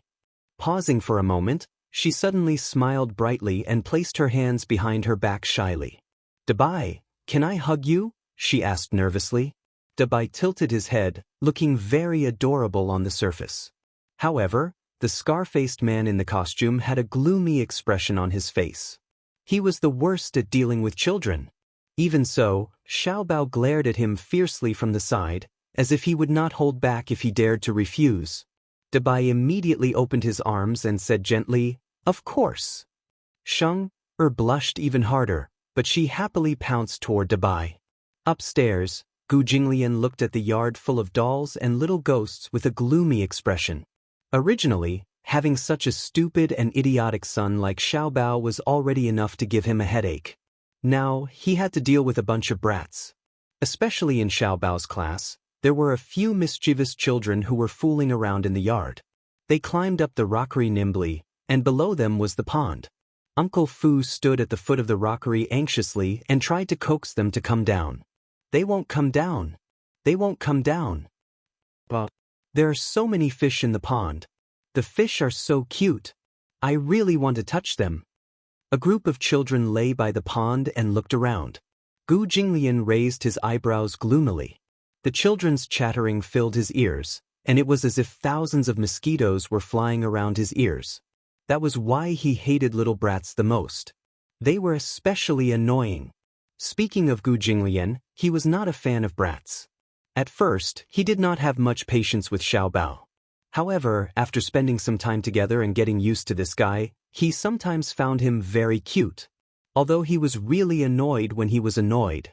However, he was still his son. However, he might not have half the patience to deal with other children. Gu Jinglian closed the window and returned to his study. After a while, Uncle Fu came upstairs and knocked on the door. Master, the cake is about to be cut. I don't have to show up. Gu Jinglian said impatiently. He felt extremely troubled at the thought of going downstairs to cut the cake and having to face dozens of little idiots. That's not very good, is it? After all, you are Xiaobao's father. If you are not present on Xiaobao's birthday, it will inevitably make the little guy unhappy. Gu Jinglian. He rubbed his brows tiredly and stood up abruptly. 10 minutes later, Gu Jinglian appeared downstairs and happened to bump into Chu, he pushing the 3-tiered cake pagoda into the dining room. The cafeteria was very big. There were 10 tables in the cafeteria. For children sat at one table while Little Treasure and Xianxia sat at another table. The table was filled with sumptuous dishes, fruits, desserts, and all kinds of delicacies. However, the children did not care about it at all. They were looking forward to the cake, so the delicacies in front of them did not attract their attention at all. Everyone looked around, looking forward to it. It was not until Chu Ho slowly pushed the cake tower into the dining room that the delicate-looking cake fell into the children's line of sight, causing a huge commotion. No one had ever seen such a beautiful and exquisite cake. Chapter 3508. This was specially made by Uncle Fu. He realized that Xiaobao especially liked Dubai. Hence, he sent his subordinates to ask around and found the best cake shop in Beijing. He reserved this cake half a month in advance. The cake tower had 3 levels, and each level was filled with chocolate. On the top level, Dubai was made with icing and looked extremely adorable. It was a 100% replica of the cartoon image in the movie. Wow! What a beautiful cake! Many of the children widened their eyes in envy. When Chu Ho pushed the cake to the center, many of the children were already drooling. Gu Jinglian had just stepped into the restaurant when he heard a sea of cheers. Dubai! What a beautiful cake! Ah, I want that Dubai! Gu Jinglian's head was about to explode from the noise. Chu Ho immediately said, "Xiao Bao, why aren't you coming up? It's almost time to share the cake." Xiao Bao had just walked over and started looking for a knife and fork. Uncle Fu immediately stopped him and said, "Xiao Bao, you haven't sung the birthday song yet." "Alright." "The birthday song." Xianxia stood up and turned around. "Let's sing the birthday song for Xiao Bao." "Okay." The children who were eager to eat the cake were surprisingly cooperative. They clapped their little hands and the sound of clapping could be heard. "Happy birthday to you. Happy birthday to you. Happy birthday to Xiao Bao. Happy birthday to you." Clap, clap, clap. The sound of hands clapping. 30 or so immature voices of children sounded out. They were tone-deaf, and they were like demonic voices that could destroy everything in their path. Gu Jinglian was almost possessed by the voices, but Xiao Bao was overjoyed. Chu Ho placed the crown on his head and urged, "Xiao Bao, make a wish." But Xiao Bao immediately clasped his hands together, closed his eyes, and began to make a wish. Immediately after, he made his wish and blew out the candles. "Happy birthday to Xiao Bao. Let's eat cake. Let's eat cake." The children swarmed forward like a tide. Uncle Fu immediately rushed over to maintain order. "Don't fight. Let our little birthday girl cut the cake." Xiao Bao looked up at Gu Jinglian and said nervously, "Dad, the cake is so tall. How do we cut it?" The cake was more than a meter tall, but he was not even as tall as the cake. Even if he stood on his tiptoes, he could not cut it. Gu Jinglian looked at him with disdain, but immediately bent down and hugged him in his arms. Chu Ho held his little hand, and together, the mother and son cut the cake. When it was time to divide the cake, the group of little fellows started to squabble. "I want big white. The bai is mine." "Mine." Xianxia tugged at Xiao Bao's sleeve and said pitifully, "Xiao Bao, I really like big white. Can you give big white to me?" "Of course." Xiao Bao said to everyone, "Can you give big white to Xianxia?" A boy stood up and said indignantly, "Why should Xianxia be the only one? Xiao Bao, you're biased. I want it too." Xianxia pouted. Seeing this, Xiao Bao put on a protective stance. "Give it to Xianxia. Give it to me. Big white is Xianxia's. Big white is mine." Gu Jinglian could not take it anymore and directly cut big white in half. Clean and straightforward. Afich. Xiao Bao, Xianxia. Chapter 3509. The scene suddenly quieted down, not a single sound could be heard. All the kids were stunned as they stared blankly at the center of the cake. Dabai was originally extremely adorable, but now, it was pitifully sliced in half and poured onto the cake. Looking at this tragic murder scene, everyone was shocked. "Dabai!" It was unknown which brat let out a ghostly wail and howl, but the group of children trembled in fear. Dabai was cut in half. Dabai is dead. Xianxia's eyes reddened. She blinked and choked. "Dabai, Chu Ho, this?" She turned around and glared at Gu Jinglian. "What are you doing?" "Dividing the cake." "Who told you to cut Dabai in half?" "Gu Jinglian, how else should I cut it? Cut off the head?" Chu Ho was speechless. "You're just dividing the cake. Do you have to be so bloody?" Gu Jinglian was even more speechless. "It's just a cake. Why do you have to be so bloody?" Seeing the children huddle together and yell, Gu Jinglian and Chu Ho started arguing again. Uncle Fu immediately put on disposable gloves and began to remedy the situation. He lifted the two halves of Dabai and smeared some cream in the middle. However, the two halves were barely glued together. He broke out in cold sweat. But, since Xiao Bao is our birthday boy today, let's give Dabai to him, okay?" The group of children regained some energy. Uncle Fu placed the repaired Dabai on Xiao Bao's plate. Xiao Bao held the plate in his hand and walked to Xianxia. He said shyly, "Xianxia, you like Dabai the most. I'll give you Dabai, okay?" Xianxia nodded with red eyes and immediately smiled through her tears. Uncle Fu began to divide the cake. The children held the cake in their hands and realized that the cake's filling was rainbow-colored. "What a beautiful cake. I can't bear to eat it. The next time I celebrate my birthday, I'll ask my mother to buy me a cake like this too." But it should be very expensive, right? The group of children chattered as they munched on the cake. Xiao Bao was eating happily with Xianxia when a few children sneaked up behind him and shouted, "Xiao Bao!" Xiao Bao had just turned around when his face was suddenly smeared with cake. "Happy birthday!" "Aha!" The atmosphere was cheerful and warm. Uncle Fu divided 2 pieces of cake and handed them to Chu Ho and Gu Jinglian. He smiled and said, "Old master, it's time to eat the cake." "I'm not eating. I know you don't like to eat cake, but today is Xiao Bao's birthday. This cake must be eaten." Only then did Gu Jinglian take it. When Xiao Bao saw Gu Jinglian, he couldn't help but want to tease him. He smeared the cake on both his hands and sneaked behind Gu Jinglian. He giggled and said, "Daddy." Gu Jinglian had just turned his head when he saw Xiao Bao reaching out his 2 little paws that were smeared with cream and waving at him. Almost instinctively, Gu Jinglian slapped the cake in his hand onto Xiao Bao's face. The tray gradually slid down. Xiao Bao stood there in a daze. His face was smeared with cake and was unrecognizable. Chu Ho, Uncle Fu, the children immediately roared with laughter. "Ha!" Xiao Bao howled, "Daddy is a big baddie." Chapter 35:10. Chu Ho couldn't help but laugh. Even though she tried to restrain herself, she still couldn't help but laugh out loud. She had seen fathers who cheated their sons, but she had never seen a father who cheated his sons like this. "Haha." She was halfway through her laughter when Gu Jinglian took the cake and pressed it against her face. Chu Ho couldn't laugh anymore. Cream covered her face, and when she breathed, she inhaled the cream into her nostrils. Chu Ho opened her eyes in embarrassment. Only a pair of dark eyes could be seen on her face that was covered in cream. She looked extremely embarrassed. Xiao Bao and Chu Ho looked at each other with a sense of empathy. Gu Jinglian looked at the mother and son. His originally cold face cracked, and he broke into a smile.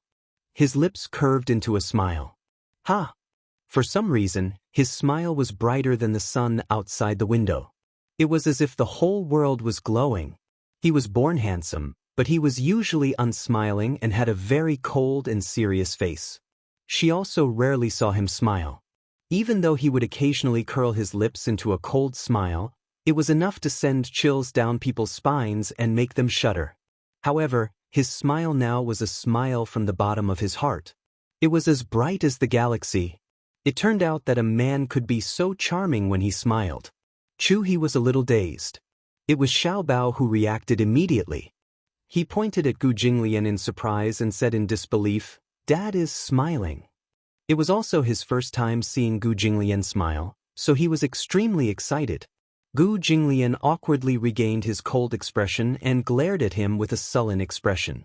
Xiao Bao immediately felt wronged and said, "Dad, you look good when you smile. Why are you always like an old man? You should smile more." "Shut up." Gu Jinglian suddenly stood up and said, "I'm going back to the study." With that, he turned around, his cold expression returning, and quickly left. Chu Ho and Xiao Bao looked at each other and smiled tacitly. "You naughty brat." Chu Ho lovingly scratched the bridge of his nose. Xiao Bao was about to throw himself into her arms. "Don't come over." Her alarm bells rang, but before she could dodge, Xiao Bao had already thrown himself into her arms and rubbed the cake on her face all over him. Xiao Bao. When the children saw this, they were also infected by the warm and happy atmosphere and laughed. In the afternoon, the children were tired from playing and settled down a lot. At 4 o'clock, parents came to take their children home one after another. Even when it was time to go home, many children were still reluctant to leave. They stood at the door and reluctantly said goodbye to Xiao Bao, obviously reluctant to leave. Many children saw their parents and excitedly described the interesting things that happened that day to them. At 6 o'clock in the evening, all the children except Xianxia were taken home. Xianxia was tired from playing and fell asleep in the guest room while hugging Xiao Bao's big bear. However, gradually, Xianxia's mother still didn't appear until night fell. Chu Ho couldn't help but worry. She called Xianxia's mother several times, but her phone was turned off. When Xianxia woke up and saw that her mother still hadn't appeared to pick her up, she was a little unhappy. Although she also liked Xiaobao's house very much and wanted to play for a while more, her mother still hadn't appeared at this late hour, so she couldn't help but feel a little helpless. When Chu Ho walked into the guest room, Xianxia went up to her worriedly and asked nervously, "Did you get through to Mom's phone?" Chapter 35:11. Chu Ho explained, "It's turned off. Maybe it's out of battery." "What's going on? Why is it turned off?" Xianxia felt wronged and said, "Did Mommy forget about me?" Chu Ho smiled and comforted her, "How can that be? Don't think too much. Maybe your mommy got off work late, or maybe she was stuck in a traffic jam." Xianxia pouted and looked very wronged. She looked like an abandoned stray dog, her eyes red. Xiaobao walked over and said to Xianxia, "Xianxia, don't worry. If your mommy really forgot about you, you can stay at my house tonight. We can sleep together." Why else would they say that children's words carried no harm? With Xiaobao's EQ and IQ, it was really difficult for him to comfort a girl. It would have been better if he hadn't said that. Now that he said that, Xianxia really thought that she had been abandoned. Her eyes, which were originally red, were forced to cry. "Boo!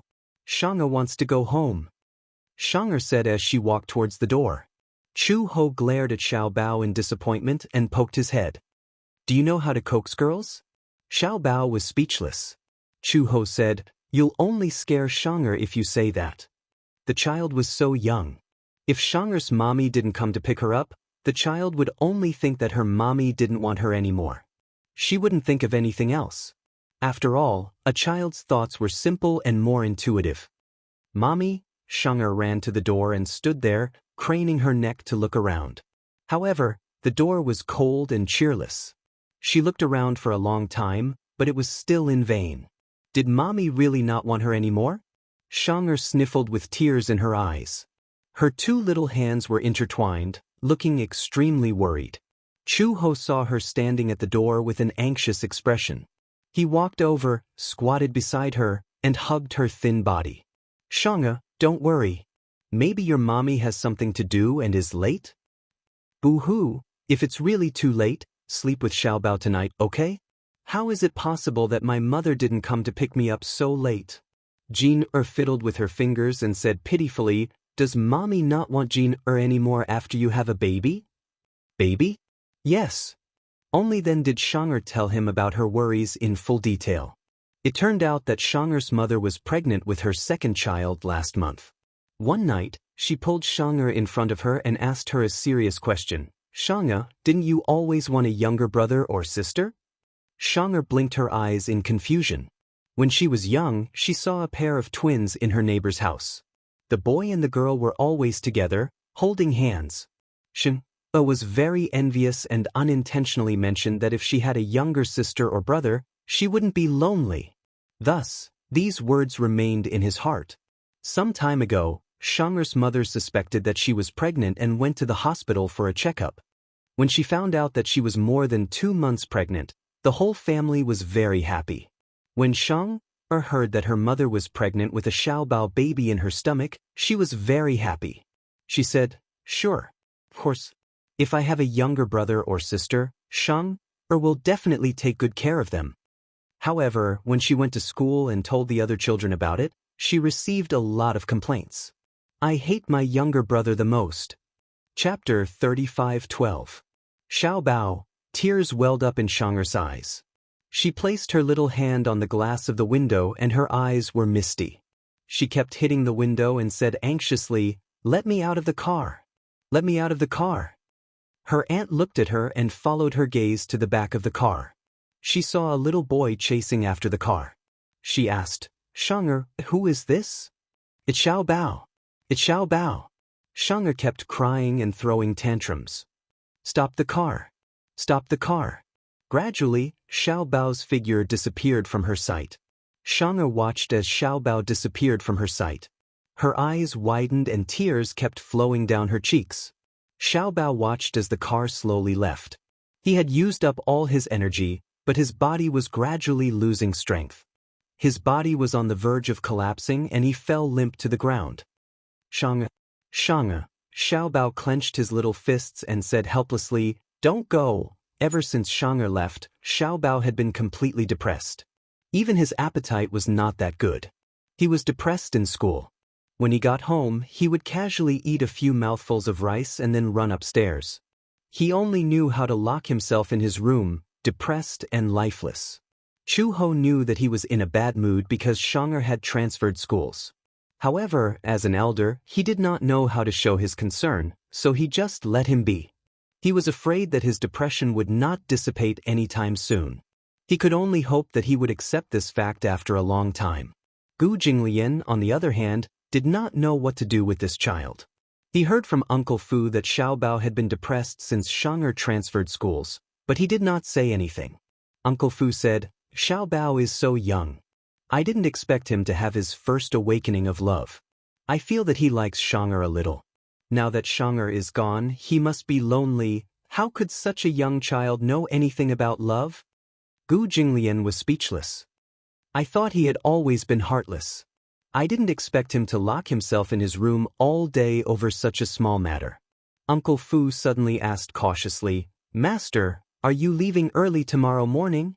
"Yes. I've heard that there are many war zones in North Africa right now. Soldiers are fighting non-stop. You must be very careful when you go there this time." "Don't worry."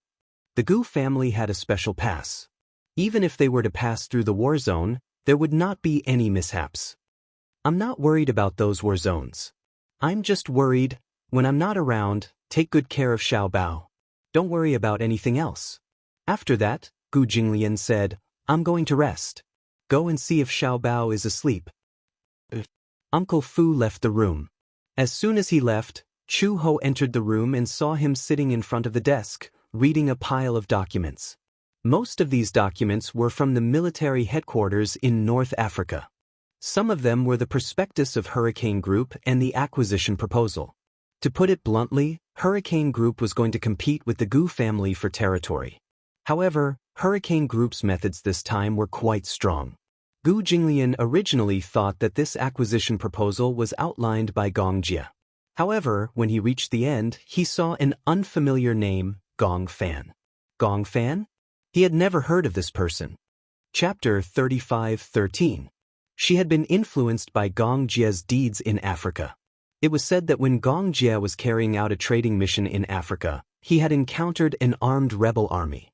However, the army of hundreds of people was destroyed by Gong Jia's mercenary group in a flash. Hurricane Group controlled Mercenary Paradise. Mercenary Paradise was now the top mercenary organization in the world. Its style of doing things was vicious and merciless. The Gu family had always avoided fighting Hurricane head-on, and Hurricane also respected the Gu family's territory in North Africa. In the end, they did not expect that Hurricane would be the first to provoke them. "Gong Fan, you're going to North Africa tomorrow?" Chu Ho suddenly asked. Gu Jinglian came back to his senses and looked up at her. Chu Ho opened her mouth for a long time, but she could not say a word. She wanted to be concerned. At least when she went to North Africa, she had to be careful. After all, bullets did not have eyes. North Africa was a place where wars were endless. Bullets rained down and artillery fire filled the sky. How many times had she almost lost her life while carrying out missions in North Africa? However, no matter what, she felt that if she really said that, it would be too pretentious. What kind of person was Gu Jinglian? He was such a strong man, so he should be fine. She was worrying too much. Hence, Chu Ho did not say much. She hugged the blanket and lay down on the sofa. Gu Jinglian looked at her meaningfully, then suddenly retracted his gaze and looked down coldly. Early in the morning, he took a private plane and set off for North Africa. More than 20 hours later, the plane landed. Gu Jinglian took an armed car and went straight to the factory headquarters. Along the way, there was continuous artillery fire. Accompanied by the sound of gunshots, the car passed countless battle lines. On the road, by the bridge, by the river, everywhere he looked was filled with casualties. Recently, the war in North Africa has become more and more raging. The senior officer sitting next to Gu Jinglian sighed and said, he was the senior officer appointed by the Gu family in North Africa to be in charge of all the affairs of the factory in North Africa. His name was Gu Yen, and he was a branch of the Gu family. He was very capable when it came to handling matters. Gu Jinglian said coldly, "There is only business when there is war, isn't there?" "That's true." Gu Yen did not deny it. However, Hurricane Group's recent expansion has been very aggressive. I saw that there was a very unfamiliar name at the end of these documents. Gu Jinglian casually threw a document bag at him and suddenly asked, "Who is Gong Fan?" "Gong Fan, I've never heard of this name." Gu Jinglian turned around and raised an eyebrow coldly. "This person doesn't seem to be in charge of North Africa. Gong Jie used to be in charge of North Africa's affairs. However, the so-called executor was the person in North Africa. I heard this Gong Fan has a big background." "Big what background?" "The Hurricane Group has been brewing a mysterious plan all this time. However, no one is Fan's big's eyes big. I only know that Gong Fan is an important part of this plan." Gu Jinglian grunted and closed his eyes to rest. The road was bumpy. Fortunately, the car's off-road performance was top-notch, so it did not feel much bumpiness. After more than 20 hours of travel, he looked indescribably tired. Chapter 35:14. What he wanted to say was that the Gu family would be doomed if they went head-on against Hurricane. This time, the Gu family's position in North Africa might not be able to withstand it. Hurricane had also set up many strategic fortresses in North Africa, as well as many as 12 large-scale military factories. At the same time, Hurricane was also the only private organization in North Africa that had the right to mine oil and natural gas. A black off-road vehicle, escorted by 12 fully armed tanks, drove into the heavily guarded military factory. The off-road vehicle stopped steadily in front of a warehouse. A few mercenaries rushed out of the car and surrounded it. One of the burly mercenaries looked around vigilantly. Even though they were in their own territory, they had to ensure their safety. He walked to the door, opened the door, and said respectfully in a deep voice, "Young master, we're here." After saying that, he knelt on the ground with one knee. The off-road vehicle's chassis was very high. The Toyota Land Cruiser, after being modified by force, was more than 30 centimeters off the ground. Beside the door, a young man in a black cloak held the door frame and stepped on the mercenary's back as he walked down. The mercenary slowly stood up. The young man stood up at a height of 192 meters. When the young man stood up straight, he only reached the mercenary's chest. The cloak was very large, wrapping his entire body in it. The hat was also buttoned up high, covering his entire face. The young man's entire face was buried in the shadows. His facial features and divine appearance could not be seen clearly. One could only vaguely tell that this was probably a very young child, about 8 or 9 years old. Under the cloak, he wore a black shirt and pitch-black trousers that wrapped around his slender and beautiful legs. At the entrance of the warehouse stood a row of men in suits. These were the senior leaders of the Hurricane Group's North Africa affairs. They bowed respectfully, not daring to neglect in the slightest. "Young master." The young man in the cloak slowly walked in front of them and stood still. Then, a slightly feminine and cold voice, with a cold and indifferent tone, came out concisely and comprehensively. "Is the goods here?" "Everything is in this warehouse. We have checked them one by one. There are no incomplete goods." "Show me." The door of the warehouse slowly opened. The cloaked youth walked in with a sullen face. As soon as he stepped in, all the lights in the warehouse lit up. The heavy shutter door fell behind him. The young man lowered his head, raised his fair hand, and slowly grasped the brim of his hat. He brushed the hat to the back of his head, and then, a young but shockingly handsome face was suddenly exposed to the air. The face that entered everyone's line of sight had fair and flawless skin, and a pair of deep eyes that were like deep ancient wells. If one stared at them, it was as if one's soul would be sucked dry. However, calling it an ancient well didn't seem too appropriate. His eyes were like a bottomless abyss at the bottom of the sea.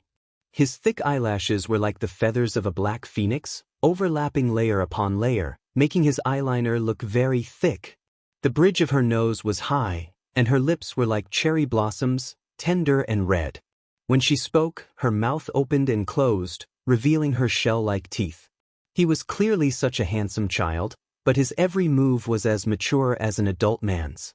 He could be said to be mature, but at the same time, he could not be considered mature. He was definitely a mature child. Chapter 35:15. Gong Fan. This was definitely a strange yet familiar name to these higher-ups. It was unfamiliar because they had never heard of this child named Gong Fan before. There were only a few people in the Gong family, and Gong Fan was not one of them. However, overnight, Gong Xiaoying announced to everyone that Gong Fan was officially appointed as the person in charge of the Deva's Eye project. Gong Xiaoying did not say much about this child's identity and origin. He only said that this was the future heir of the Gong family and the successor to his position. He was also the future owner of the Hurricane Group. It was said that this child was only 12 years old. However, everyone who had seen him in person felt that the age of 12 was somewhat exaggerated. This child looked only 8 or 9 years old. What was even more shocking was this child's methods and ability, as well as his outstanding talent in the field of arms and business, were absolutely unprecedented. After he was appointed as the person in charge of the Deva's Eye project, he began to prepare a series of research and development processes. Everyone knew very well what the Deva's Eye project meant to the Hurricane Group. If the plan succeeded, the Hurricane Group would become the world's undisputed overlord. Purchasing a few pieces of golden land in North Africa for research and investing hundreds of millions of US dollars as an experimental base was one of them. Nearly $1 billion worth of equipment were divided into batches and transported to the North African site within 10 days. This was the second. Kicking out more than a dozen people in charge of the North African market who were sitting on empty salaries from the Hurricane Group was the third. However, within a month, Gong Fan's name was enough to make many people fearful. Now, he actually wanted to compete with the Gu family for territory in North Africa. It really shocked many people. One had to know that the Gu family's dominance in the North African market was absolutely extraordinary. He was just a child, yet he dared to go against the Gu family. It was unknown if he was a newborn calf that was not afraid of tigers. He actually dared to be so arrogant. The young man walked to a row of shelves. The shelves were covered with a thick layer of dust-proof cloth. He casually lifted it, and the precision instrument parts came into view. He said coldly, "Will the acquisition be tomorrow?" "I heard that the people from the Gu family have already arrived. We have already sent someone to deal with them. Gu Jinglian will also be there tomorrow night. No matter what, we must make Gu Jinglian sign the agreement." The upper echelons looked at each other in dismay. "Young master, it's not good to offend the Gu family. They are very tight-lipped. I'm afraid it will be difficult to get them to sign the agreement." Yeah, Gu Jinglian is a ruthless character.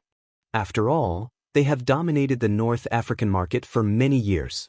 It will be difficult for them to remove the North African market. The Gu family's military factories in North Africa have made a lot of profits. Almost 1/5 of the Gu family's income came from this military factory.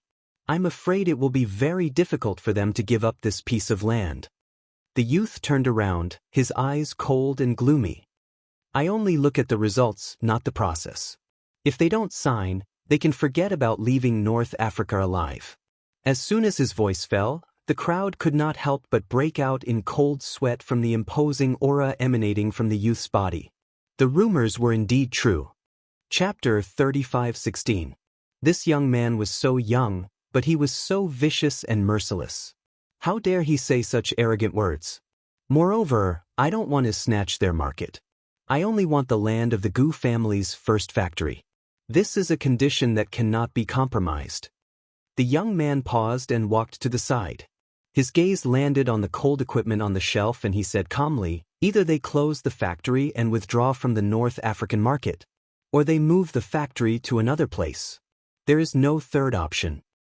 "Yes, understood." Everyone bowed their heads, cold sweat dripping down their backs.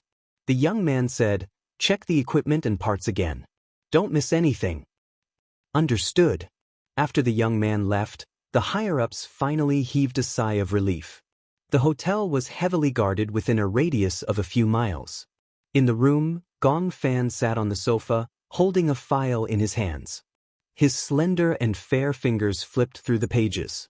His eyes scanned through 10 lines at a glance. In his mind, the data was like a gear, calculating rapidly. Lisa brought the black tea to the side table and asked carefully, "Master, when are you going to rest?" "Shu." Gong Fan put a finger to his lips, indicating for her to keep quiet. Lisa understood and immediately retreated to the side. She walked to the side and hung his coat in the wardrobe. Suddenly, she heard a cough. Only then did she remember that it was already past 8 o'clock and it was time to take his medicine. Thus, she took the medicine box from the wardrobe and arranged the medicine that he should take one by one. She placed them on a small tray, poured some purified water, and handed it to him. "Master, it's time to take your medicine." Gong Fan looked up. A trace of fatigue appeared on his slightly pale face. His gaze was fixed on the colorful pills, and his brows furrowed slightly. Lisa immediately took out the candied fruits from her bag, opened the lid, shook a few out and handed them to him. Only then did Gong Fan take the pills and put them into his mouth. He swallowed them with the purified water and immediately ate a few candied fruits. He was afraid of bitterness. As long as it was slightly bitter medicine, he would only take it with the candied fruits. "It's getting late. It's time to rest." Gong Fan nodded, put the file aside, and slowly stood up. When he passed by the balcony, he looked out through the floor-to-ceiling window. He could vaguely see flames and smoke thousands of meters away. The hotel was only a few thousand meters away from the battlefield. However, this was the headquarters of the Hurricane Group. Most of the Chinese factories were located here. Separated by a bridge, a boundary of peace and war was formed. The war in North Africa had reached its climax. At the same time, the sales of weapons continued to increase along with the war. This meant that the North African market had become the focus of Hurricane Group. Gong Fan suddenly pushed open the door and walked to the balcony. The night breeze blew against his face and woke him up a little. Lisa followed closely behind him, only to hear him say faintly, "Listen, what a beautiful sound." Gong Fan closed his eyes and listened to the sound of gunfire coming from not far away. His thin lips curved slightly and his handsome eyebrows raised slightly. Just a few months ago, Gong Xiaoying announced that Gong Fan would be the person in charge of the Heaven's Eye project. Everyone was unfamiliar with this name that had suddenly appeared out of nowhere. Especially Gong Jie. He did not know who this successor who had appeared out of nowhere was. Chapter 35:17. This name was almost the top secret of the Hurricane Group. No one could find out about it. They only knew that this name represented the highest authority. Gong Jie was the chief commander of the Hurricane Group. Before this, other than Gong Xiaoying, everyone obeyed his orders. However, Gong Fan's appearance broke this monopoly. Although Gong Jie was still the chief commander on the surface, the situation in the Hurricane Group had suddenly changed. Gong Fan, a name that had never been heard of before, had almost become the person with the highest authority. And Gong Jie did not expect that this child called Gong Fan was Yu. War, since ancient times, has always been an unsolvable proposition. Gong Fan opened his eyes slightly, and a cold voice slowly came out from his thin lips. Gong Jie actually wanted to use the Sky Eye plan to achieve the goal of peace. Utterly stupid. Lisa frowned, but a strange expression appeared on her face. When the Sky Eye plan was first established, it was only a bold idea of Yu. The so-called Sky Eye plan was to use quantum technology to lock down the sky, control absolute air supremacy, and seal off the world's information. When that day came, even if they wanted to start a war, they could forcefully stop it. When this plan was proposed, everyone in the Hurricane Group had their own ulterior motives. World peace? No war? It was met with opposition from almost everyone. One had to know that the Hurricane Group was born from war. If there was no war in this world, then there would be no Hurricane Group. An overlord group that relied on selling firearms to survive in this world. If there was really no war in this world, then how would the Hurricane Group survive if they lost the firearms business? Where would they sell so many weapons? What was even more unbelievable was that Yu actually had a very positive attitude towards this plan. Locking down the sky and controlling absolute air supremacy would inevitably mean that they would become an overlord that surpassed all countries. As the saying went, it was lonely at the top. Since ancient times, no dynasty had been able to preserve 1,000 years of history. This was because human ambition had always been endless. This was almost a biological instinct. In the animal world, the weak were prey to the strong. Similarly, the human world was the same. Everyone wanted to be the winner. From the petty infighting in the workplace to the disputes of interest between countries, no one had ever been able to retreat from the whirlpool of interests. This was the only law that existed in the world. Whether it was passive or active, humans learned to fight for something from the moment they gained consciousness. Power, wealth, ambition, desire, and even women. Those at the top wanted to secure their throne while those at the bottom wanted to climb up by any means necessary. There had never been a person, a country, or a period of history that could maintain its position as the overlord for more than 1,000 years. World peace? This was the biggest joke of the century. War would only end when people's ambitions withered away. Similarly, civilized society would also regress for hundreds of years, stagnating.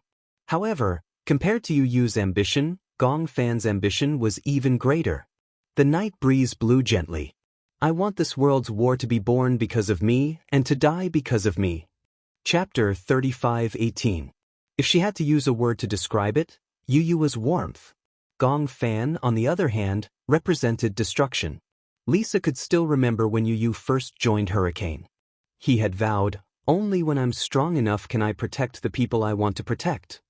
However, when that pure and warm Yu Yu was sealed away forever, he returned as a youth who was so cold that he did not seem to be made of flesh and blood. Only when I'm strong enough can I prevent my fate from being dictated by others. Gong Fan, who had returned, was like a terrifyingly ambitious schemer. Master? Lisa looked up with a conflicted expression and mustered up her courage to ask, "Do you still remember Yun Tianyu?"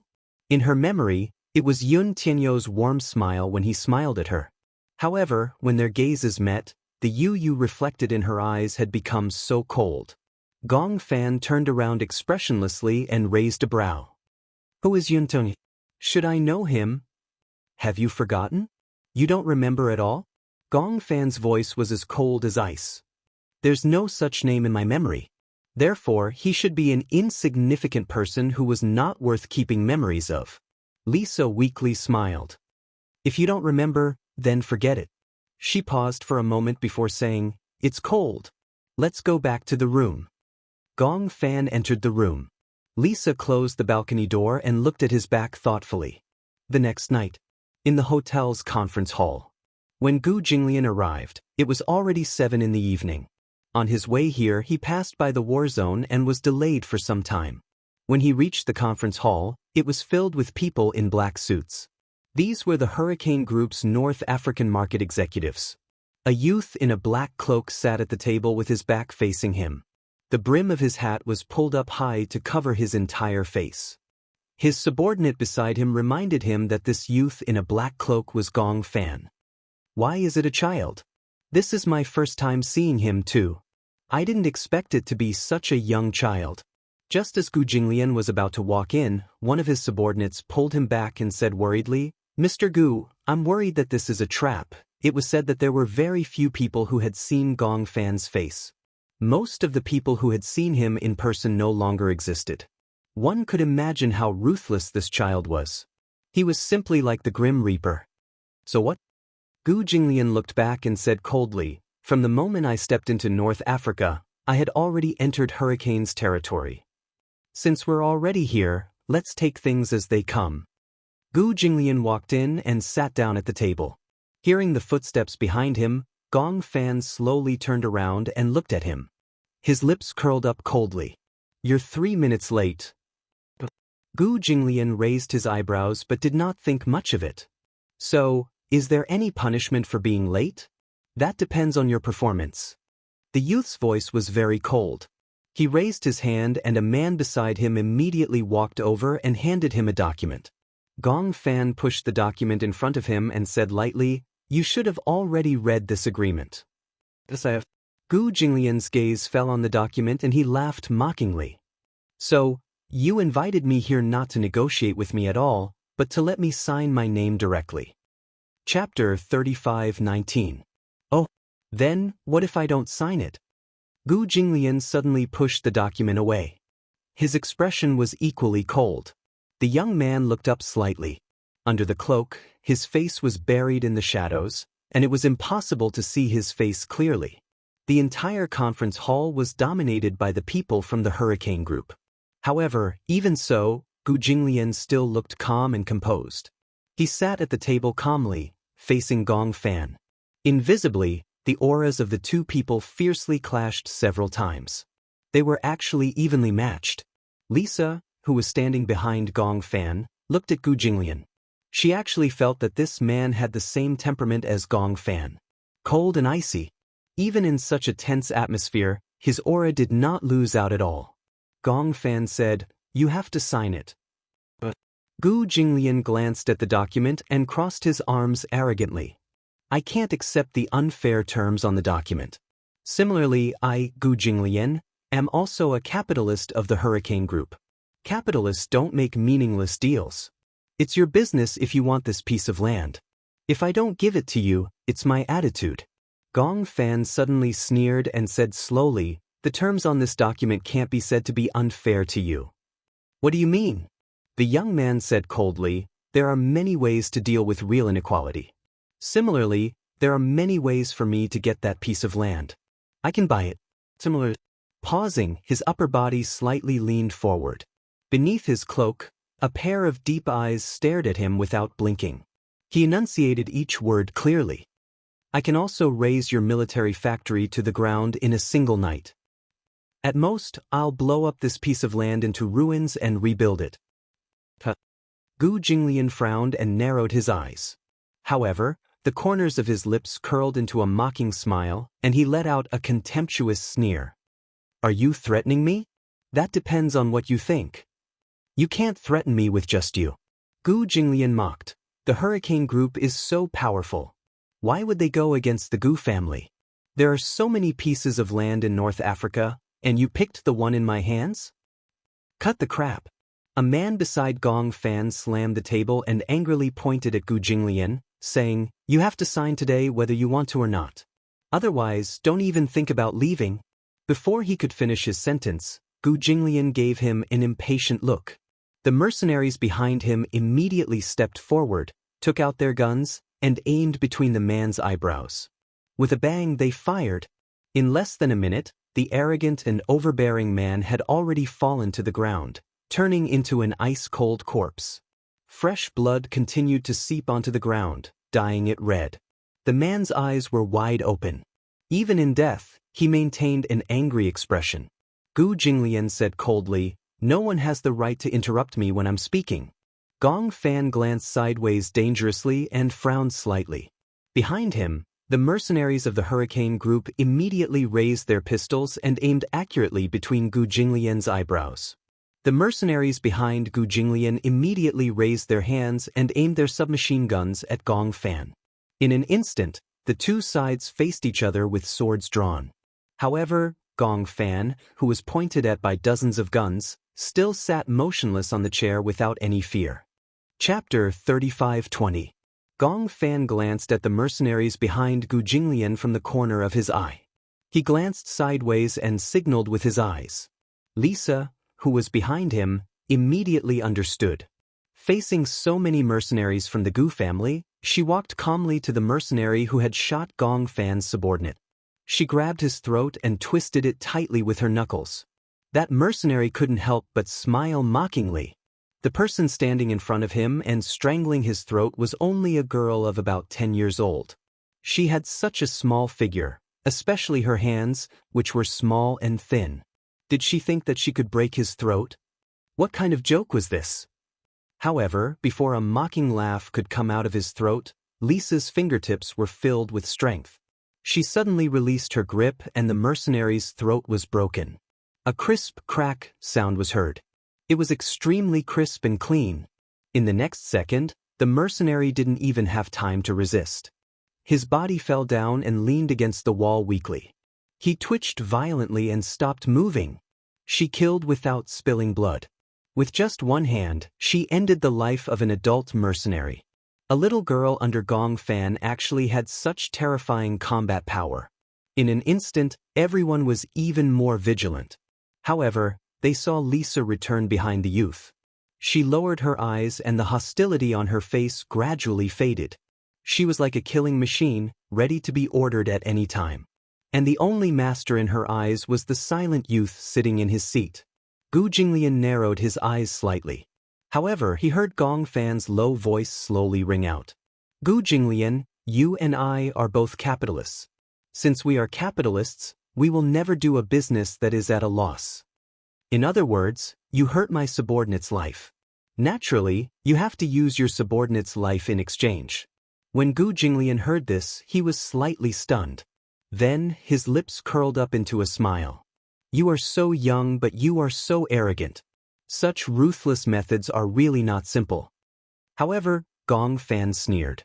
You dare to go against me. You are not simple either. His arrogant tone didn't give in at all. The two of them sat opposite each other. Their auras clashed, but for a moment, it was hard to tell who was superior. Although the scene was deathly silent, the shadows of swords and sabers could be seen everywhere. Gu Jinglian was the first to break the silence. Since I dared to come here, I have some confidence. This hotel has long been surrounded by the Hurricane Group's people. I'm afraid it'll be difficult for me to leave. Gong Fan remained silent. Gu Jinglian continued, Hurricane Group wants to buy the land in my hands for nothing more than to develop the Heavenly Eye project. If this land is used as a test site, with its unique electric energy field, it is indeed the best choice. However, I will not sign this agreement. Of course, I don't have to worry about you razing my factory to the ground. Gong Fan raised his eyebrows but did not think much of it. How do you know? Gu Jinglian inched closer to him and gave him a devilish smile. He enunciated each word clearly. Because there are thousands of fuses buried under this ground. Once one is touched, it will instantly detonate the explosives buried underground. When that happens, it will be like dominoes. Everything within a radius of a few hundred miles will be devastated. After a pause, he said meaningfully, you can try blowing one up. Gong Fan's usually cold and dead face finally revealed a slightly stunned expression. He didn't expect Gu Jinglian to be so generous as to bury so many explosives underground. Chapter 35:21. Gu Jinglian said casually, even if you spend a lot of effort to rebuild it, this explosion will definitely destroy the electromagnetic field here. In that case, this piece of land will be completely destroyed. Even though this was not a big deal to the rich and powerful Hurricane, this was the only place in the entire world where the electromagnetic field was unique. Other than here, there is no other magnetic field station. Gong Fan narrowed his dark eyes slightly, and his body overflowed with hostility. The air seemed to freeze because of this, and it was suffocating. How much explosives did you bury? Gu Jinglian smiled leisurely. It's enough to blow up an entire Atlanta island. Impossible. The power of explosives alone would never produce such a strong explosive force. It's impossible, but you seem to have neglected that other than explosives, there is abundant natural gas underground. A year ago, Gu Jinglian had already expected this. At that time, Hurricane had already set their eyes on this piece of land. After exploration, the rich natural gas and oil underground became the target of many capitalists. Therefore, he buried tons of explosives in advance. Explosives were not scary. What was scary was the natural gas. When it encountered explosives or open flames, there would be no life within a radius of hundreds of miles. In just a moment, the initiative of the situation had been overturned. Gu Jinglian had the absolute right to speak. In other words, it was either you don't covet this piece of land of mine, or you can openly snatch it or raze it to the ground. At worst, we'll die together. The Gu family would only lose a piece of land, but the Hurricane family would lose the only electromagnetic field station in the world. It had to be said that Gu Jinglian was very shrewd. He knew how to grasp the pros and cons. He hit the nail on the head and took the initiative from the passive side. When Gong Fan heard this, he was silent for a long time. Then, he suddenly curled his lips and let out a cold laugh. Rumor has it that the head of the Gu family is young but ruthless. Today, I have experienced it. Gong Fan paused, but his eyebrows were slightly furrowed. However, it is said that you have a 7-year-old son named Gu Qingze. Before he finished speaking, Gu Jinglian's face suddenly froze. Other than that, you also have a wife named Chu Ho. However, Chu Ho's background was not as simple as the information stated. She should be the former Interpol's top anti-crime inspector. Who would have thought that she would be married to the capital's #1 heiress? How ironic. Gu Jinglian's eyes flashed with a cold light. Gong Fan observed his reaction seriously and immediately became interested. What? You seem to care a lot about them? Gu Jinglian did not say a word, but his eyes were cold and vigilant. Gu Jinglian, I'm surprised that someone of your status would get married and have a child. Gu Jinglian remained silent. Rumor has it that the head of the Gu clan is heartless and cold. Gong Fan leaned slightly against the back of the chair and said lightly, with your status, if you have a weakness, it will inevitably be a hindrance. Do you need me to get rid of them for you? Gu Jinglian immediately said coldly, how dare you? Gong Fan said casually, I'm just being kind. I don't want these 2 extra people to drag you down.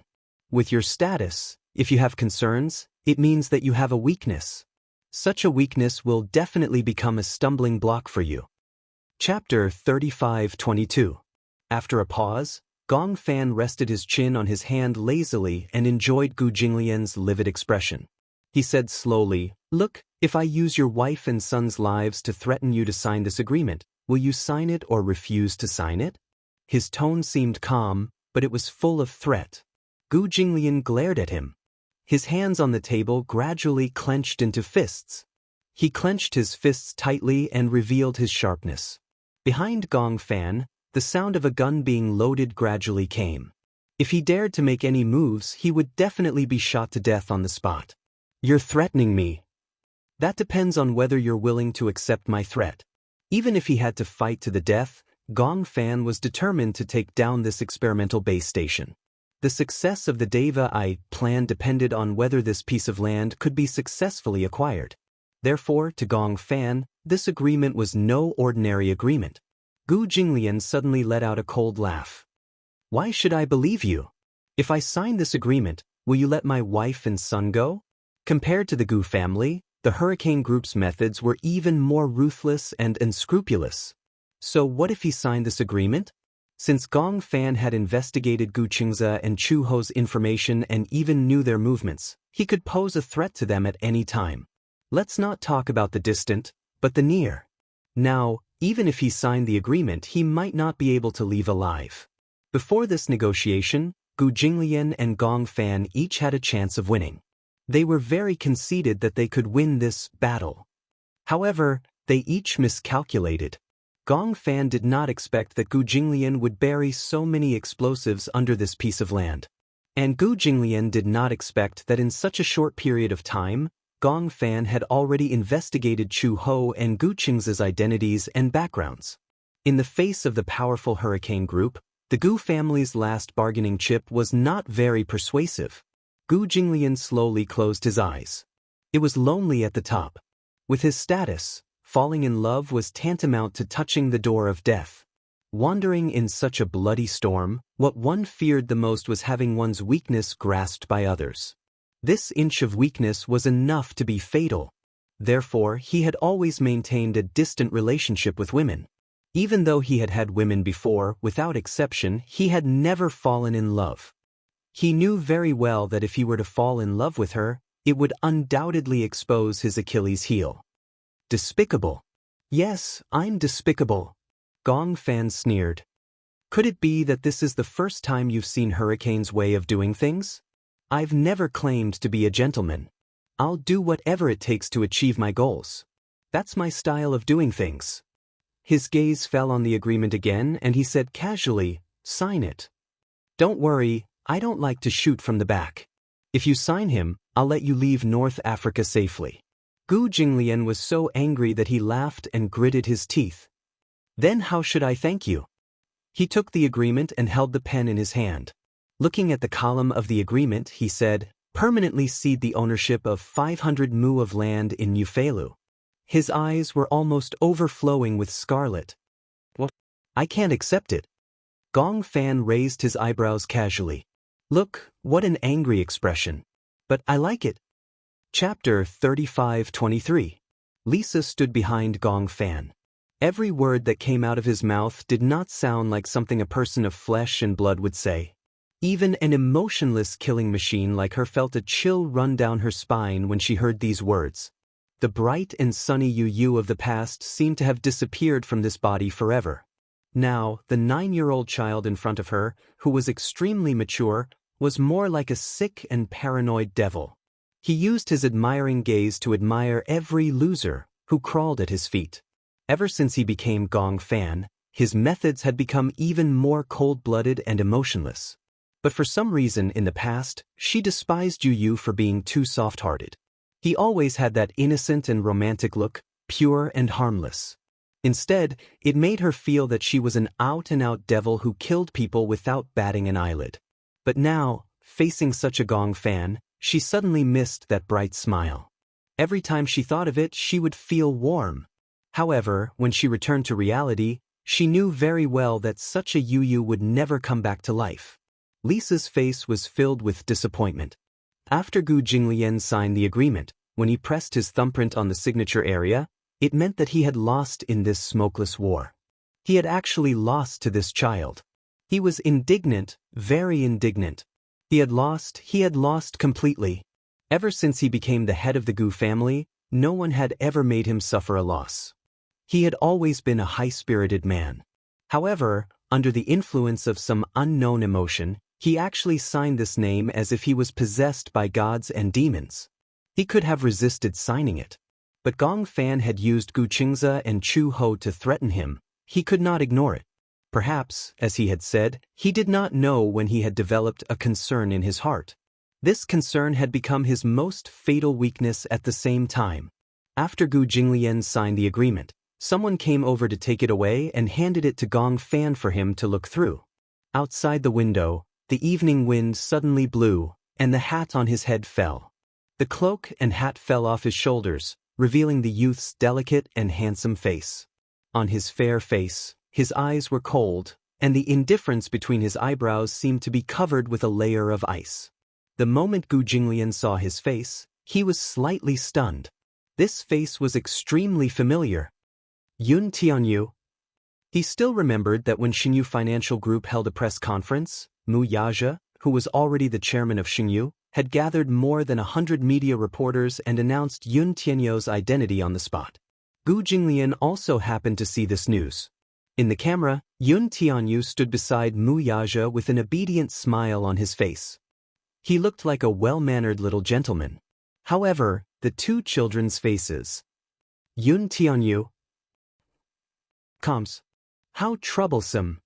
The mercenaries behind Gu Jinglian immediately stepped forward and fired. In an instant, smoke filled the air.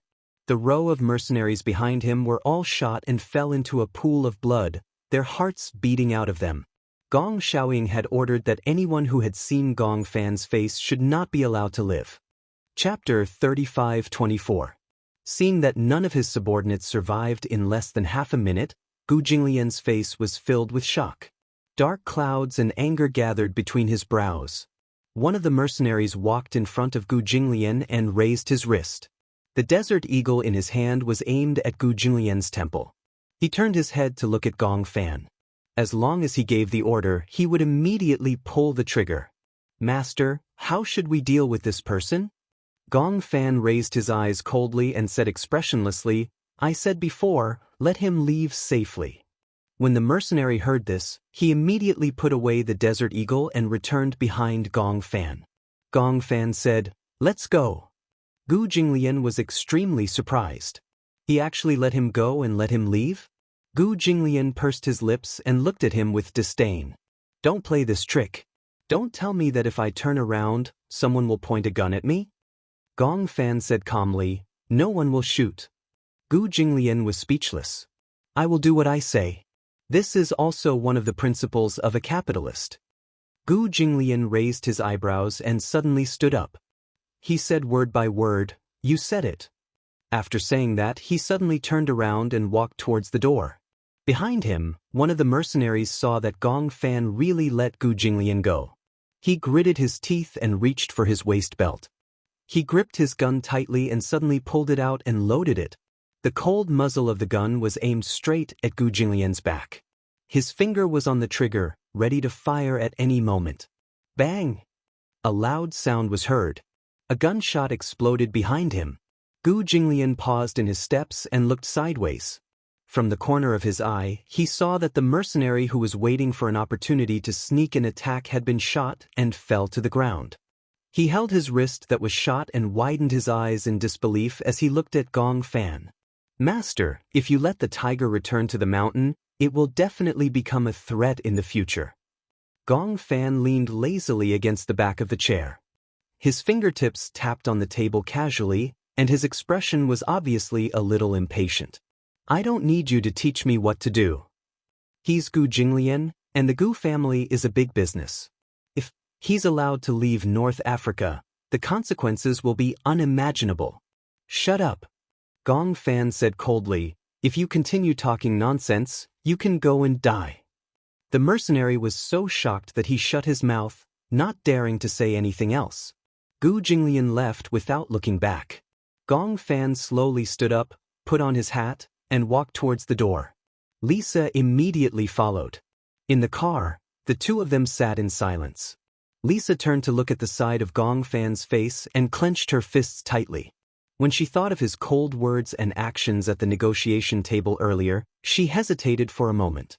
She suddenly tried to say a name. Xianxia. Gong Fan's expression did not change at all. He turned around and frowned slightly.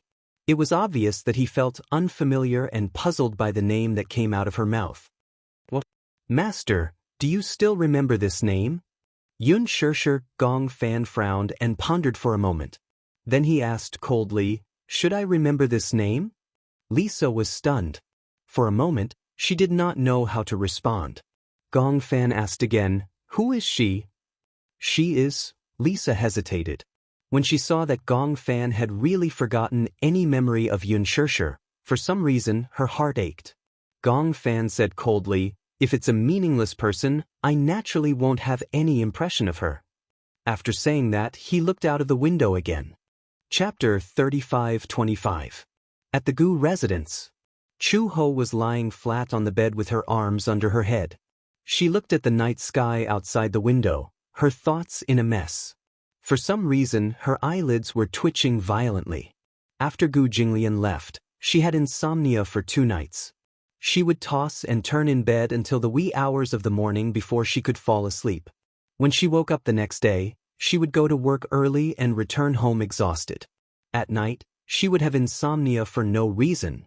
It was the same for 2 consecutive days, and she was exhausted. For some reason, she had an ominous feeling in her heart. Gu Jinglian went to North Africa. The next day, the news reported that the war in North Africa was gradually expanding and the peacekeeping forces were about to intervene. Ever since the war started, North Africa had been divided into 3 regions. One was the war zone, one was the neutral zone, and the last was the peaceful zone. However, the war had already spread to the neutral zone, and several of the Gu family's major factories were built in the neutral zone. If the war spread, it would affect the Gu family's businesses. It was said that several airports in North Africa would be bombed into ruins. All air routes would be stopped, and international traffic would be paralyzed. This meant that many people would not be able to leave North Africa by plane. If they could not leave in time, they would become sacrifices for the war. This war had caused heavy civilian casualties, and various countries had begun to evacuate their nationals. Many people from developed countries had left early. China had also begun to evacuate its nationals on a large scale. Many of the Chinese factories in North Africa were now empty, leaving behind empty factories. The Chinese gathered at the country's embassy, waiting for orders to evacuate their nationals.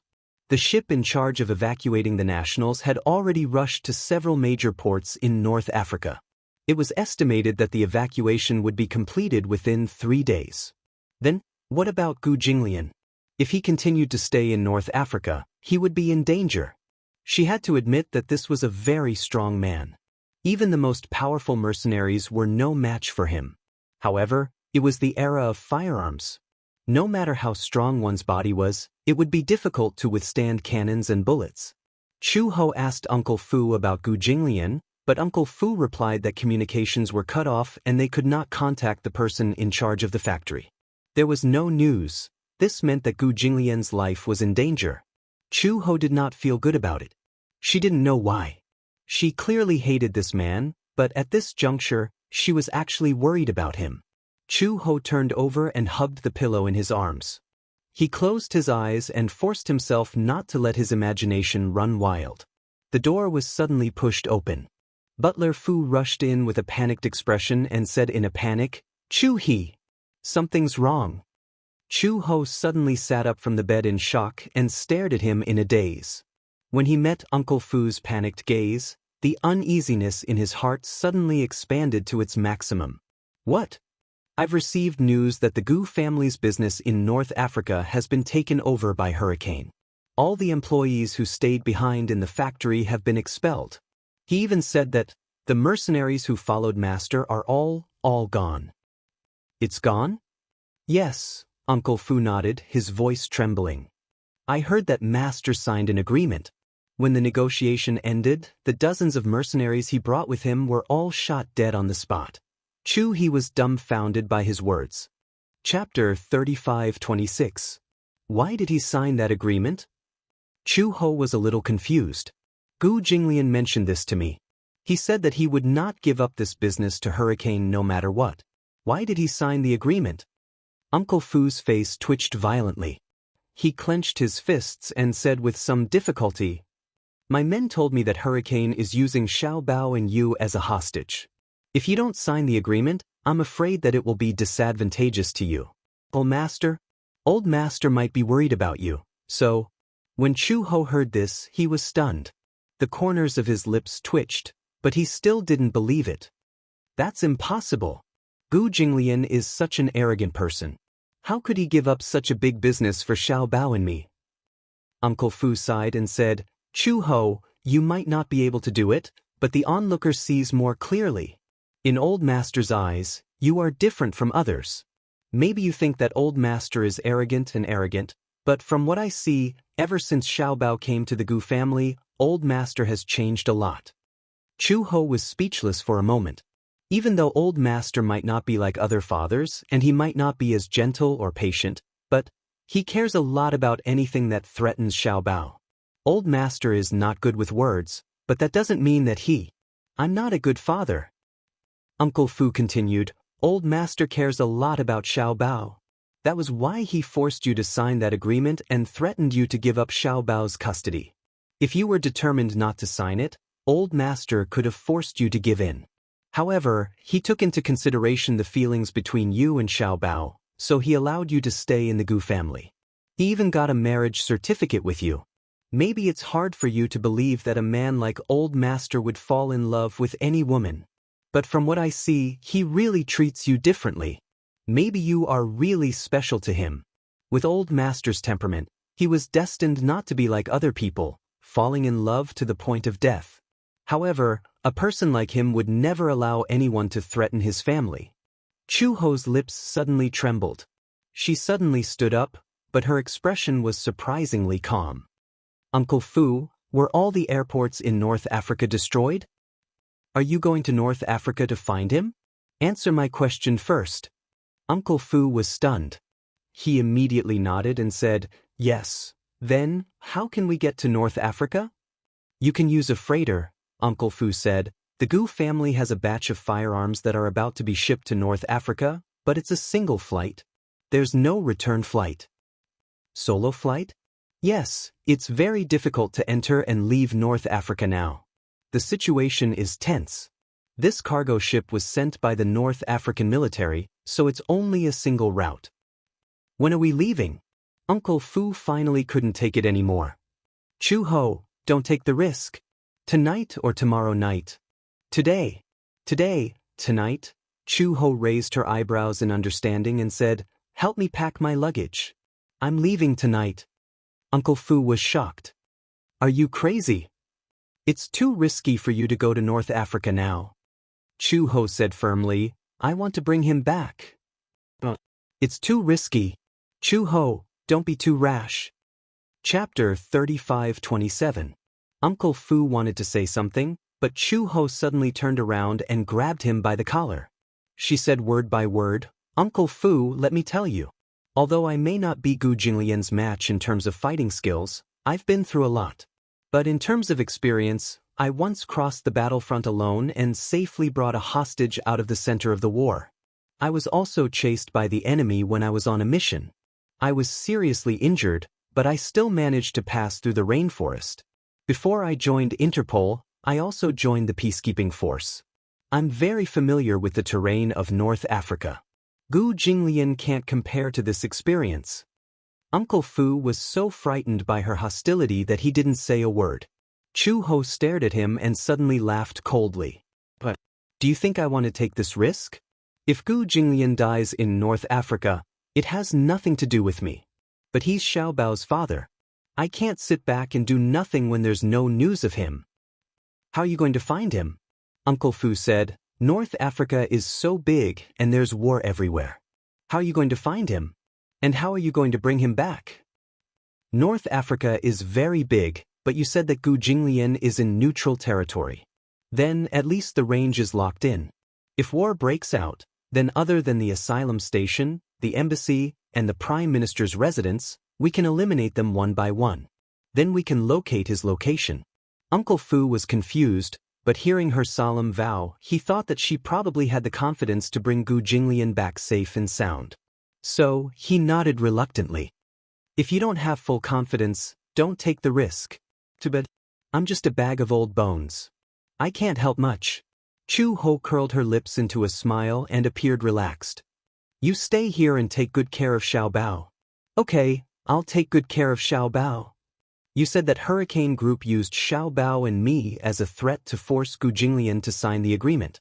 After squatting for a while, Chu Ho said, to ensure Xiao Bao's safety, don't go to school for the time being.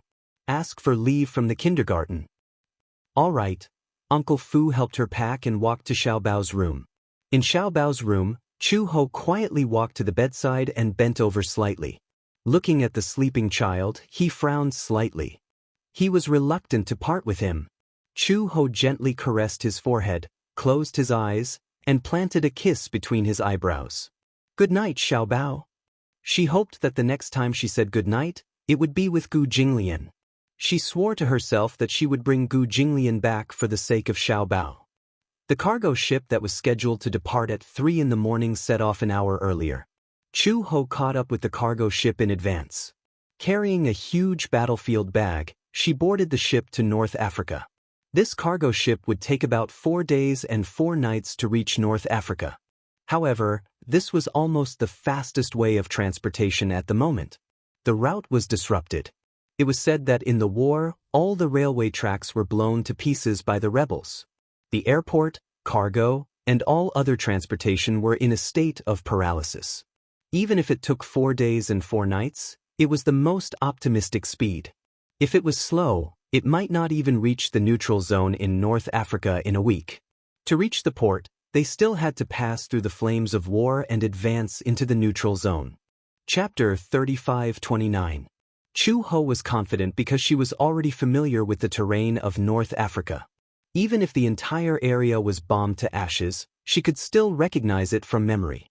When she was still in the peacekeeping force, she had gone deep into the battlefield and was responsible for patrolling the neutral and peaceful areas. At that time, the flames of war had already begun.